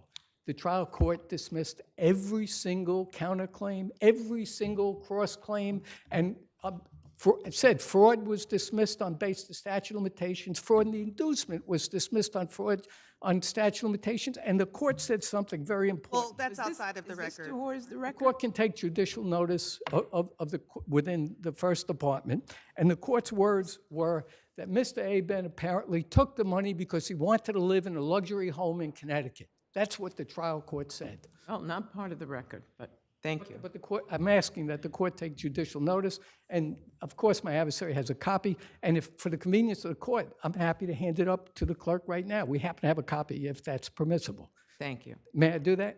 Sure. Yes, thank you. Did you receive it?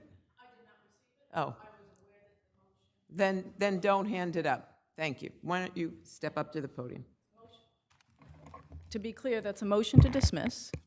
There was a partial deposition of my client in the case. No one else has been So deposed. spend your time on this, because I'm not Let's taking get that. to the Okay. merits of the argument. What is there which, what evidence is there which makes this, which creates an issue of fact as to whether this was, as to this promissory note? Okay, well, first of all, the court did not raise it sua sponte. At the supplemental record, page 9 in our memorandum of law, we raised it, and proof positive that we raised it is that the plaintiff rather, responded to it in their reply, and that's at supplemental record, page 42 to 43.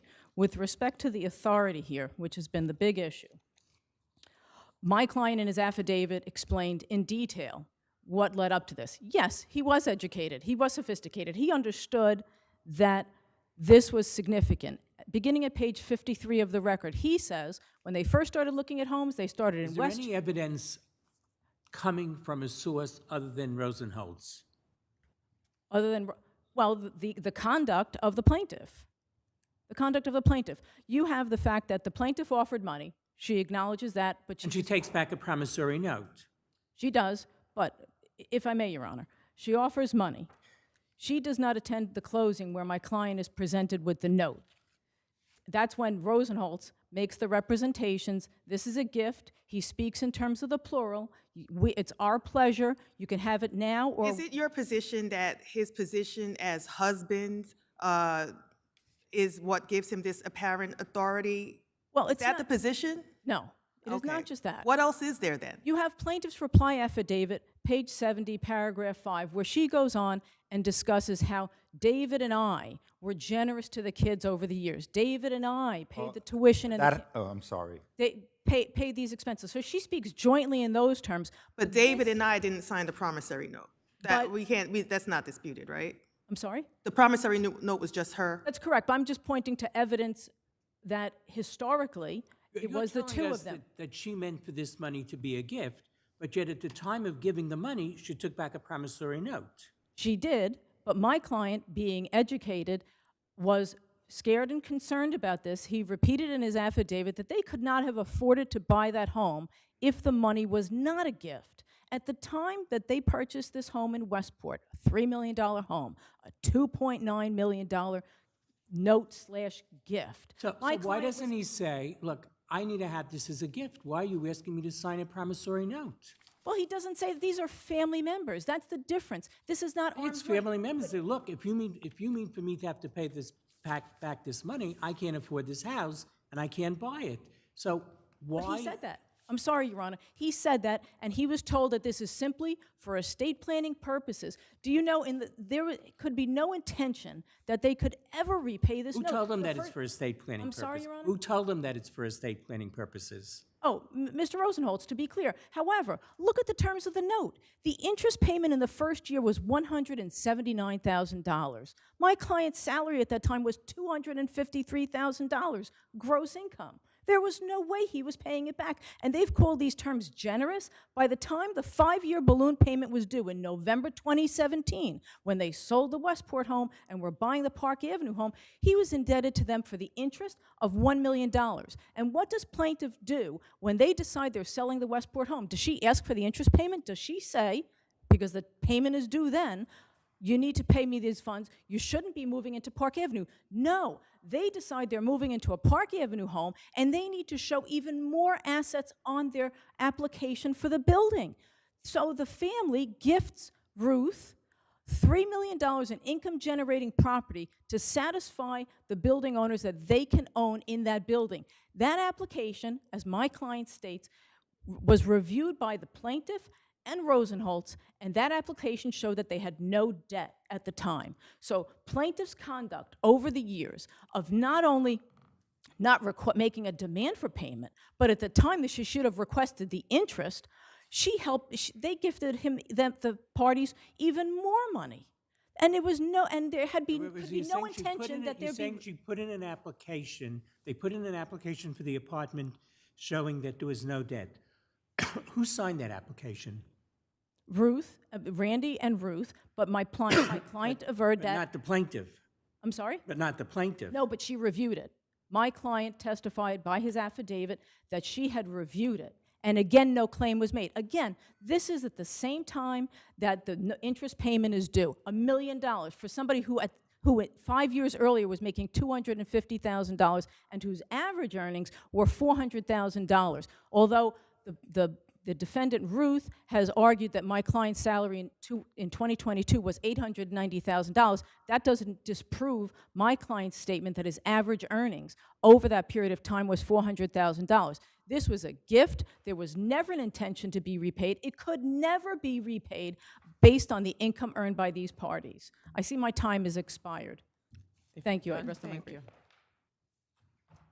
Your Honor, forgive me, but I couldn't hear your response.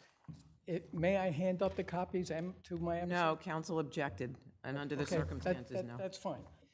With respect to the argument, first of all, they cited numerous gifts. That supports our position. Not one single time was there ever a request for a promissory note. They paid for tuition for private school, they paid for trips, never did She they ask. says your client reviewed the application for the apartment, but said that there were no debts? Yeah. What's your response to that? The response is you cannot contradict a clear and unambiguous document with parole evidence. There's nothing that shows. There's not a single email, text, letter, note. These other cases involve documents that rose to a level of an issue of fact. There's nothing other than a bald assertion. Somebody comes in, they're being sued on a promissory note. They say, I wasn't supposed to pay it. It was an IRS thing. It was a family, and especially it was a family thing. You can't just take something out of the air with zero substantiation. And to say they didn't collect, that's part of the course of conduct. This court has repeatedly said that leniency is not a waiver. Waiver has to be knowing. I don't know if the leniency, yes, we can agree that that is in fact the law, but I think that there's something more here with this Park Avenue apartment and those facts surrounding that. And so the point is, at this stage, why not discovery? Okay. Why not? Because they're looking at this stage. First of all, a family member should never feel that they're going to be condemned to years of litigation and discovery, even when they have a clear, unambiguous promissory note, and there's not a single shred of evidence that backs up the claim that they were told you don't have to pay for it. And by the way, the interest wasn't due for 5 years, the principal wasn't due for 10 years, and when they say, how could they possibly repay it? The house was security. The record has that the house was security. There was a deed to support it. So simply, they make an assertion, and just like they said, the husband said, you have to pay my wife back, he denies it. He says he never said that, and there's no support for it. You can't just say, take discovery. Thank you, when you Mr. have a Mullen. promissory note like this, and Thank nothing from the plaintiff. Thank you. Thank for you your both. patience. Thank you for your patience. Yes. People versus Ricky Billups.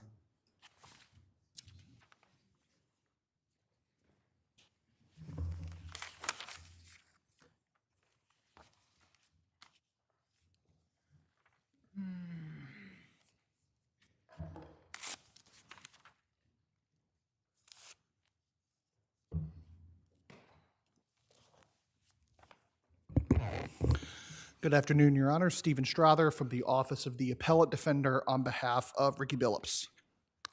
I'm going to address the Sandoval and sentencing claims today.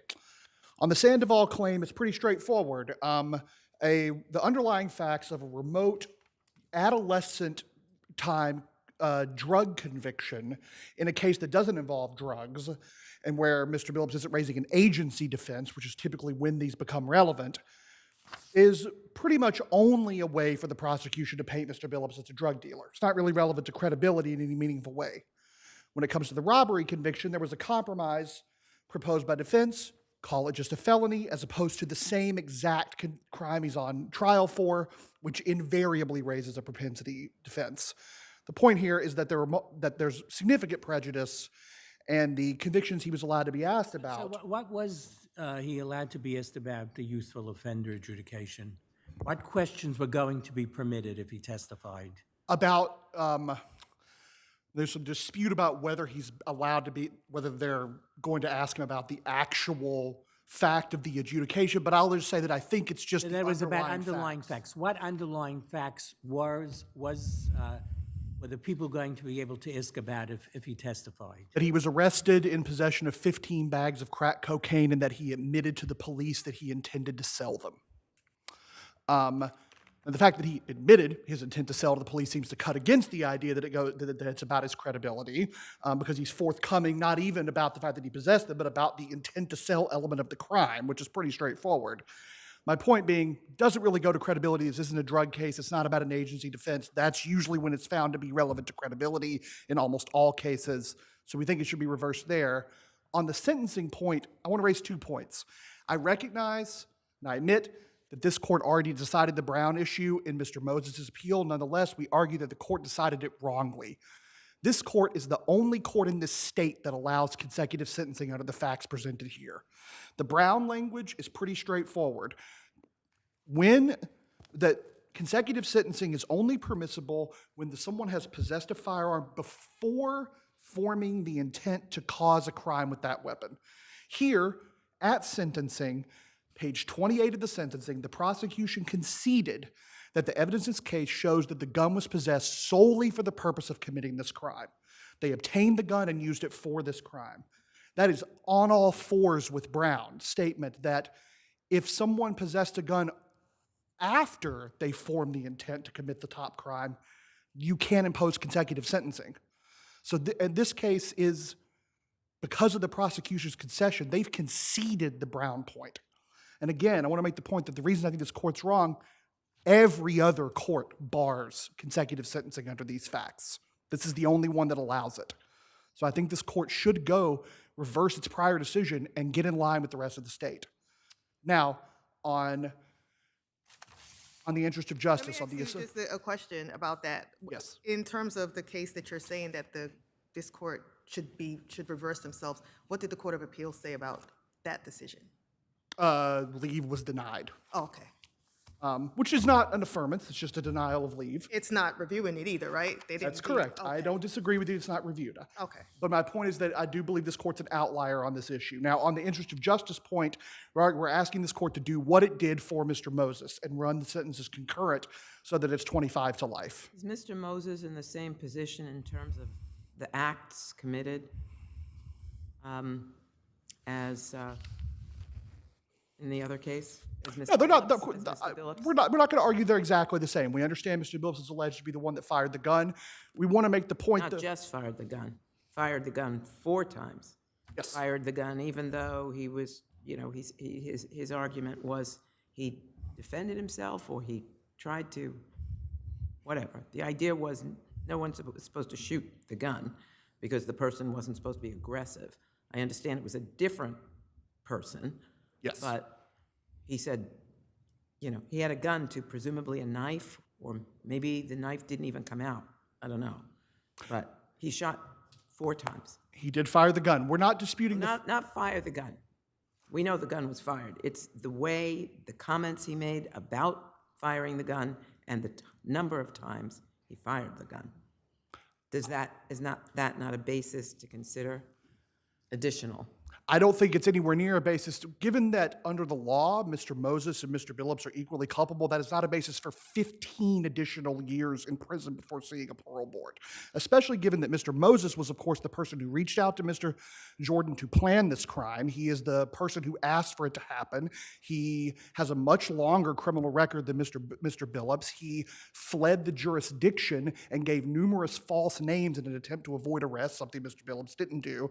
And again, I also want to point out that Mr. Billups received prior to trial a 20 to life offer. Now look, I'm not disputing that you will get more time after trial. That happens. 2 decades longer is not typically what you expect. And again, this is not a significant ask because we're not asking this court to release Mr. Billups. All we're asking is an earlier shot at parole. It's 2.5 decades before he gets a shot at parole. If he doesn't rehabilitate himself, he won't get out. It's not as if he's guaranteed release. We're talking about an earlier shot at proving that he's rehabilitated himself. The same shot this court gave to Mr. Moses. Now, I understand that there are factual differences between what they did in this case, but not enough to add up to 15 additional years. And so we believe under those circumstances that if this court doesn't declare the sentence illegal, it is only fair that Mr. Billups receive the same sentence as his co-defendant. And therefore, these sentences should be run concurrent for a 25 to life sentence in the interest of justice.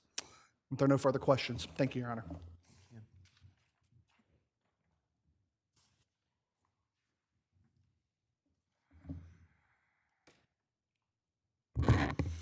Good afternoon, and may it please the court, Stephen Kress on behalf of the people.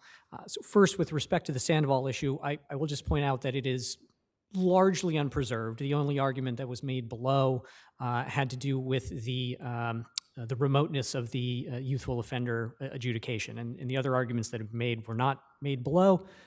And I know that my adversary in his reply brief said that, well, the court decided the issue, but the court didn't rule on these particular arguments. It's not enough to just say, well, the court did the probative versus prejudice balancing analysis and arrived at a decision. That's not enough to preserve the claim under 470.052. But turning to the merits on the robbery conviction, Sandoval itself says that theft offenses, including robbery, are highly probative of credibility. And the court also minimized the prejudice in this case by not allowing the people to inquire into the facts of the underlying robbery, which involved the defendant and another person robbing somebody at gunpoint. So certainly the court's ruling in that regard was entirely reasonable, certainly not an abuse of discretion. On the youthful offender adjudication, yes, it was 9 years before the crime, but 3 of those years the defendant spent in prison. As this court has pointed out, that does reduce the relevance of the remoteness, not obviously eliminating it entirely, but it does mean something. And I would also add that this was A2 felony weight in drugs that the defendant possessed. That does affect somebody's credibility, and it's relevant to their willingness to put their own interests above those of society, which is part of the Sandoval analysis. So again, it wasn't an abuse of discretion, certainly, for the court to allow questioning about that prior conviction. On the sentencing point, I think in terms of the legality of the sentence of imposing consecutive sentences, this court's decision in Moses was entirely right, and it makes perfect sense. What Brown says is that it's going to be the rare case when consecutive sentences could not be imposed on a simple gun possession conviction. And I think if the defendant's theory is right, and if you literally interpret that one sentence in Brown, I think then the exception would swallow the rule, and I think that other language in Brown would be rendered meaningless. And I know normally the court is the one that gives hypotheticals, but if I could give a hypothetical, which is one actually that the prosecutor gave below, you can imagine a scenario where somebody says, okay, I'm going to kill my neighbor, and 6 months before the crime actually happens, he acquires a gun, holds it in his possession for 6 months, and then goes and commits the crime using that gun. We're going to say that that's not a separate possession, and that you couldn't impose consecutive sentences on that. I think it just doesn't make sense. Were the defendants in these cases so significantly different that the sentencing should be different and different by 15 years? Yes, Your Honor, we do believe that Mr. Billups is more culpable, and it would justify an additional 15-year sentence. As you pointed out, he was, of course, the shooter. He shot not just once, but 4 times. He struck Aaron Collins 3 times. One thing that I would also add, too, is that the medical examiner's testimony, I think, really debunked any idea that there was some sort of struggle over the gun. What she testified is that he would have had to have shot him from at least a few feet away. And in fact, the evidence indicated that he was shot from the shooter standing above him in the stairwell, and actually was shot from the side as if Aaron Collins was turning to avoid being shot. So I think the facts of the crime absolutely justify an additional 15 years, which I understand that is a long period of time. But it's not as long as the time that Aaron Collins' 2 kids are going to grow up without their father. And I will also say that if the court is inclined to reduce the sentence, it should at least be to a period that is more than 25 years. Thank you.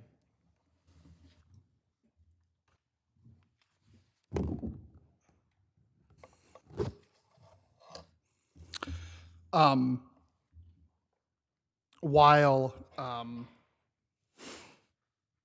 I don't want to get too deep on the medical examiner's testimony because while I understand where it's coming from, the medical examiner was also saying that some of the evidence was consistent with those claims, but it was not actually 100% possible to tell what happened. So I don't think we can draw conclusions about what happened in that room without a witness that was there to talk about it, which we don't have.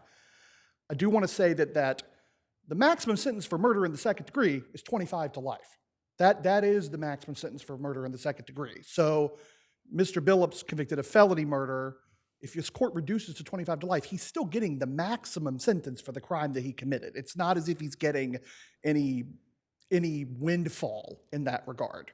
And so I think there is no way that, given that, again, that they're both participants in this case, Mr. Moses is the one that reaches out to plan the robbery. He's the person who initiates it. He's the person who tries The plan was to avoid anyone getting hurt. I'm sorry, I didn't understand. The plan was to avoid anyone getting hurt.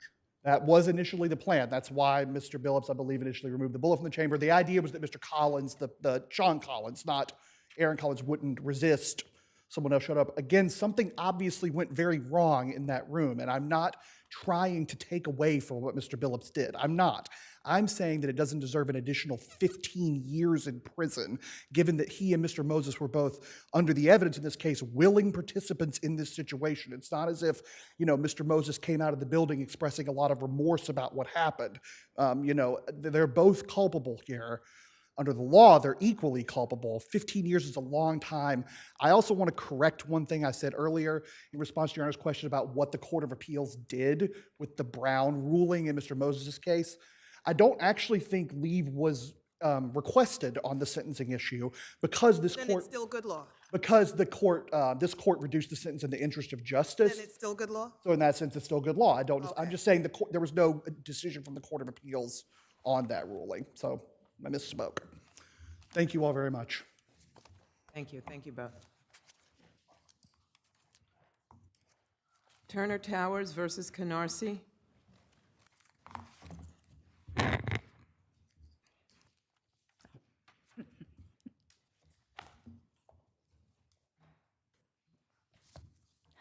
Double duty, as they say. Keeps me out of trouble. May it please the court, I'm Annette Hasapides, appearing for the defendant, John Daniel Francois. The court erred in granting re-argument in this case. I'd point out that this is a case in which no discovery had been conducted. Summary judgment had initially been denied by the court, and that decision's at page 110 of the record. And the court said it was because the ledger proffered by plaintiff on the summary judgment motion pertained to a different tenant, that's at AC Medical. At that point, Turner moved for re-argument and proffered an affidavit from Mr. Weinstein saying, hold it, let me clarify. We didn't mean AC Medical, it's supposed to be Canarsi, and we had assumed that there was an assignment, and the assignment was never forthcoming. Francois submits that the conflicting proofs submitted by Turner, first the ledger saying AC Medical, and then the Weinstein affidavit, didn't entitle them to re-argument, let alone summary judgment. It simply raised another question of fact to be decided after discovery. My client was placed in a poor position because he had no discovery. He had sold his interest in the business in 2012. Yeah, but there was no assignment. In other words, you didn't get the landlord to sign off that would replace Canarsi with AC. I don't know that. My client does not know that. My client sold his interest in 2012. He did not know that. He was requesting the opportunity for discovery to establish it. It's his position that the rent bills and other communications between defendant Ciancimino and AC Medical and Turner would show that AC Medical was the principal that was paying the rent at that time, and that my client was nowhere involved or nowhere liable on the guarantee. So again, we're dealing here with pre-discovery, conflicting evidence proffered by Turner, an affidavit purporting to clarify documentary proof in the midst of litigation does not provide a basis for re-argument. It's not a misapprehension of the facts by the court. It's conflicting proof presented by the move-in, and that is quintessentially not a prima facie case. There are questions of fact whether my client even consented to the 2016 lease extension that was signed by Mr. Ciancimino on behalf of Canarsi Medical. My client was not given an opportunity to gather discovery or evidence concerning this. Again, he left in 2012. So fast forward, we're in 2016 when a lease extension's being signed. There's no evidence that my client consented to that as a purported guarantor under the lease. Furthermore, there's a claim here that the $25,000 settlement with Mr. Ciancimino should reduce the overall liability here. Now, at page 91 of the record, paragraph 3A, it clearly states that Dr. Francois is guaranteeing the payment of the indebtedness. Mr. Ciancimino executed an almost identical guarantee. He settled with Turner for $25,000 to purport to say that that $25,000 could not be applied to the debt that my client purportedly owes under the guarantee is completely inconsistent, and really it defies the whole purpose of this. The purpose of the guarantee is to make sure that the landlord is made whole, not to give them a windfall. I mean, hypothetically speaking, if Turner had secured 4 guarantees on this lease and had collected $25,000 from each of the first 3 guarantors, under Turner's theory, they could have come to my client and still demanded $89,000 and received it. And that's not the purpose of the the guarantee. It is not a set-off. A set-off would be a claim against the landlord for damage to personal property and that sort of thing. The settlement funds should have been offset, or should have been offset against the amount claimed, assuming the court determines that re-argument was appropriate in these circumstances. Unless the court has any further questions, I will rest on my brief and reserve my time for reply. Thank you.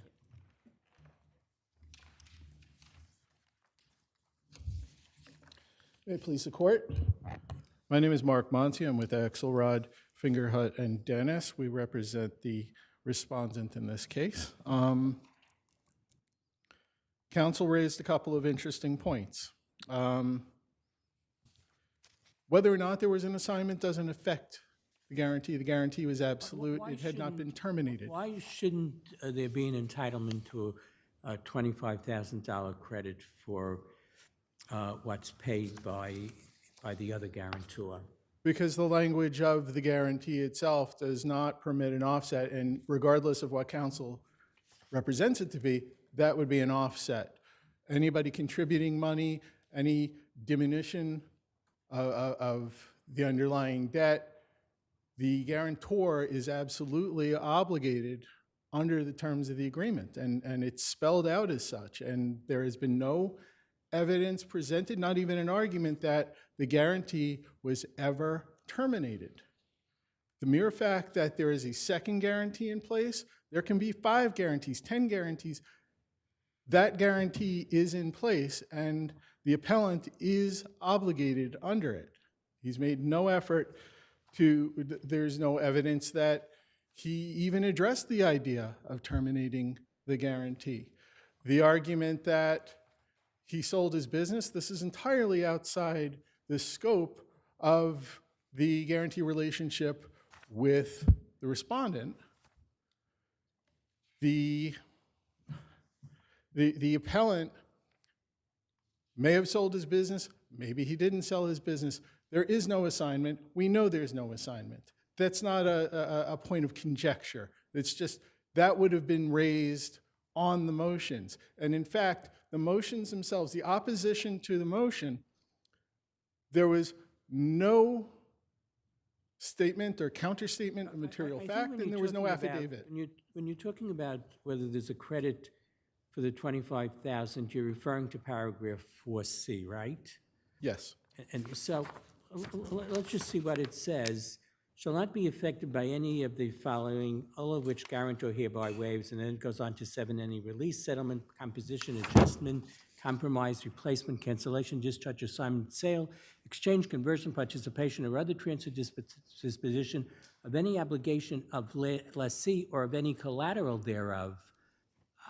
So why would that phraseology exclude a credit for the $25,000 paid by the other guarantor? I believe... Talking about the lessee.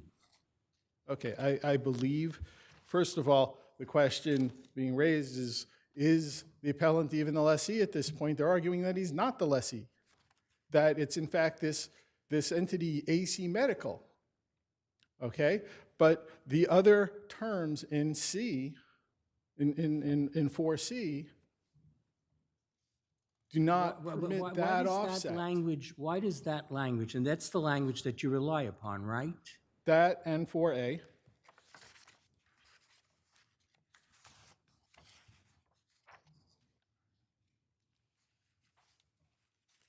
And what does 4A state? Among other things, and to direct the ordered manner of such disposition, enforcement of any and all endorsements and guarantees relating to the indebtedness. There's nothing that permits in this agreement, there's nothing that permits the appellant to avoid this Certainly you liability. recognize that there's an unreasonableness, and of course, if you've contractually agreed to it, it's too bad for you, but, I mean, for whoever has agreed to it, but isn't there a double recovery taking place here?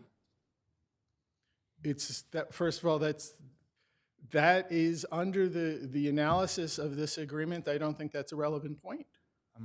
I understand as perhaps a public policy matter, but that's not the argument that's being made. Well, And that's not the argument we're I think it's a defending. question of basic reasonableness. I mean, yes, the there's- landlord was supposed to be protected against not getting paid his rent. He wasn't supposed to be protected to get double rent from two different tenants for the same premises. Okay, again, yes, Your Honor. Maybe I'm missing something here, but my understanding of the record and briefing is that they think that there should have been, the security deposit should have been used to reduce the award.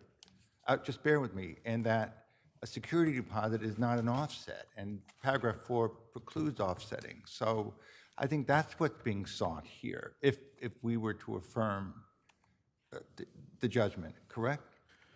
Well, if I may answer, since my time is up. We disagree that it's not an offset. It's another source of money that's being used. I mean, so you're saying that even the security shouldn't be credited? I mean, there's the security, as Justice Shulman just said, but there's also the $25,000 that's been collected from Cimino. Right. That's two different pots of money we're talking about. And the appellant is saying, if I lose on the guarantee, I should at least be given a credit for the security, and I should also be given a credit for the $25,000 that was paid towards this rent by Cimino. If I may. Under the terms of the agreement that the appellant voluntarily entered into, that is not an enforceable interpretation. Certainly the appellant can go after the co-defendant, Cimino, and that would be the appropriate remedy under these circumstances. Thank you. If Your Honors don't have anything else. First, turning to the issue of What are you relying on for the theory that the guarantee should be offset? The amount of money that he's received already should be offset. Is it 4C or something else or something in addition to 4C? Well, let's start broadly. First of all, it's a guarantee. A guarantee for what? At paragraph 3A, the guarantee is and is intended to be a continuing guarantee of payment of the indebtedness.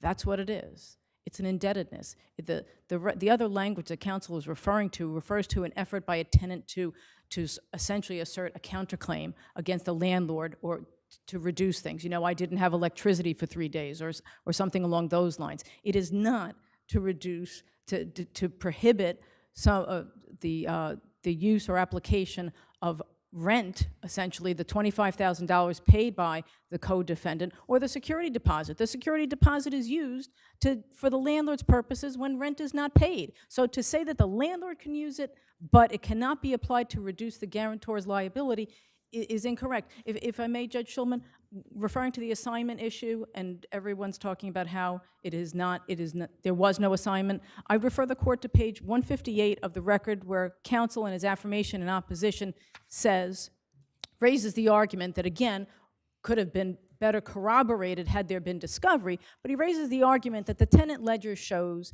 that the Turner is stopped from arguing that there was no assignment because they accepted rent from AC Medical for years, from 2012 and after Dr. Francois retired. And was there any showing that Francois had nothing to do with AC Medical? Or is that what discovery is for? It is undisputed that Dr. Francois only owned Canari Medical. He sold that business to C.N. Cimino, who owned AC Medical, and C.N. Cimino and AC Medical are listed as the agent for service of process for Canari Medical with the Secretary of State. Dr. Francois left in 2012, and he knew nothing about this until... I know your red light is on, but why are you entitled to a credit for the $25,000? Because those funds were paid by C.N. Cimino in settlement of claims under the same guarantee that was signed by my client. It was a separate guarantee. Separate guarantee, same language, same language. But it's a separate guarantee. It is. That's correct. But again, it's not The same irrelevant. rent. For the same rent. The same rent. It's the same rent liability. So it's not irrelevant that Turner is seeking a double recovery. I mean, they concede it. They just simply say it's irrelevant. Well, that's untrue. The purpose of the guarantee was to ensure the indebtedness. They're not supposed to make money on the indebtedness. Otherwise, you would have commercial landowners securing as many guarantees as they possibly could to double, triple, or quadruple their money should the rent go unpaid. And that's not what the purpose of the guarantee is. Thank you. Thank you. Thank you both.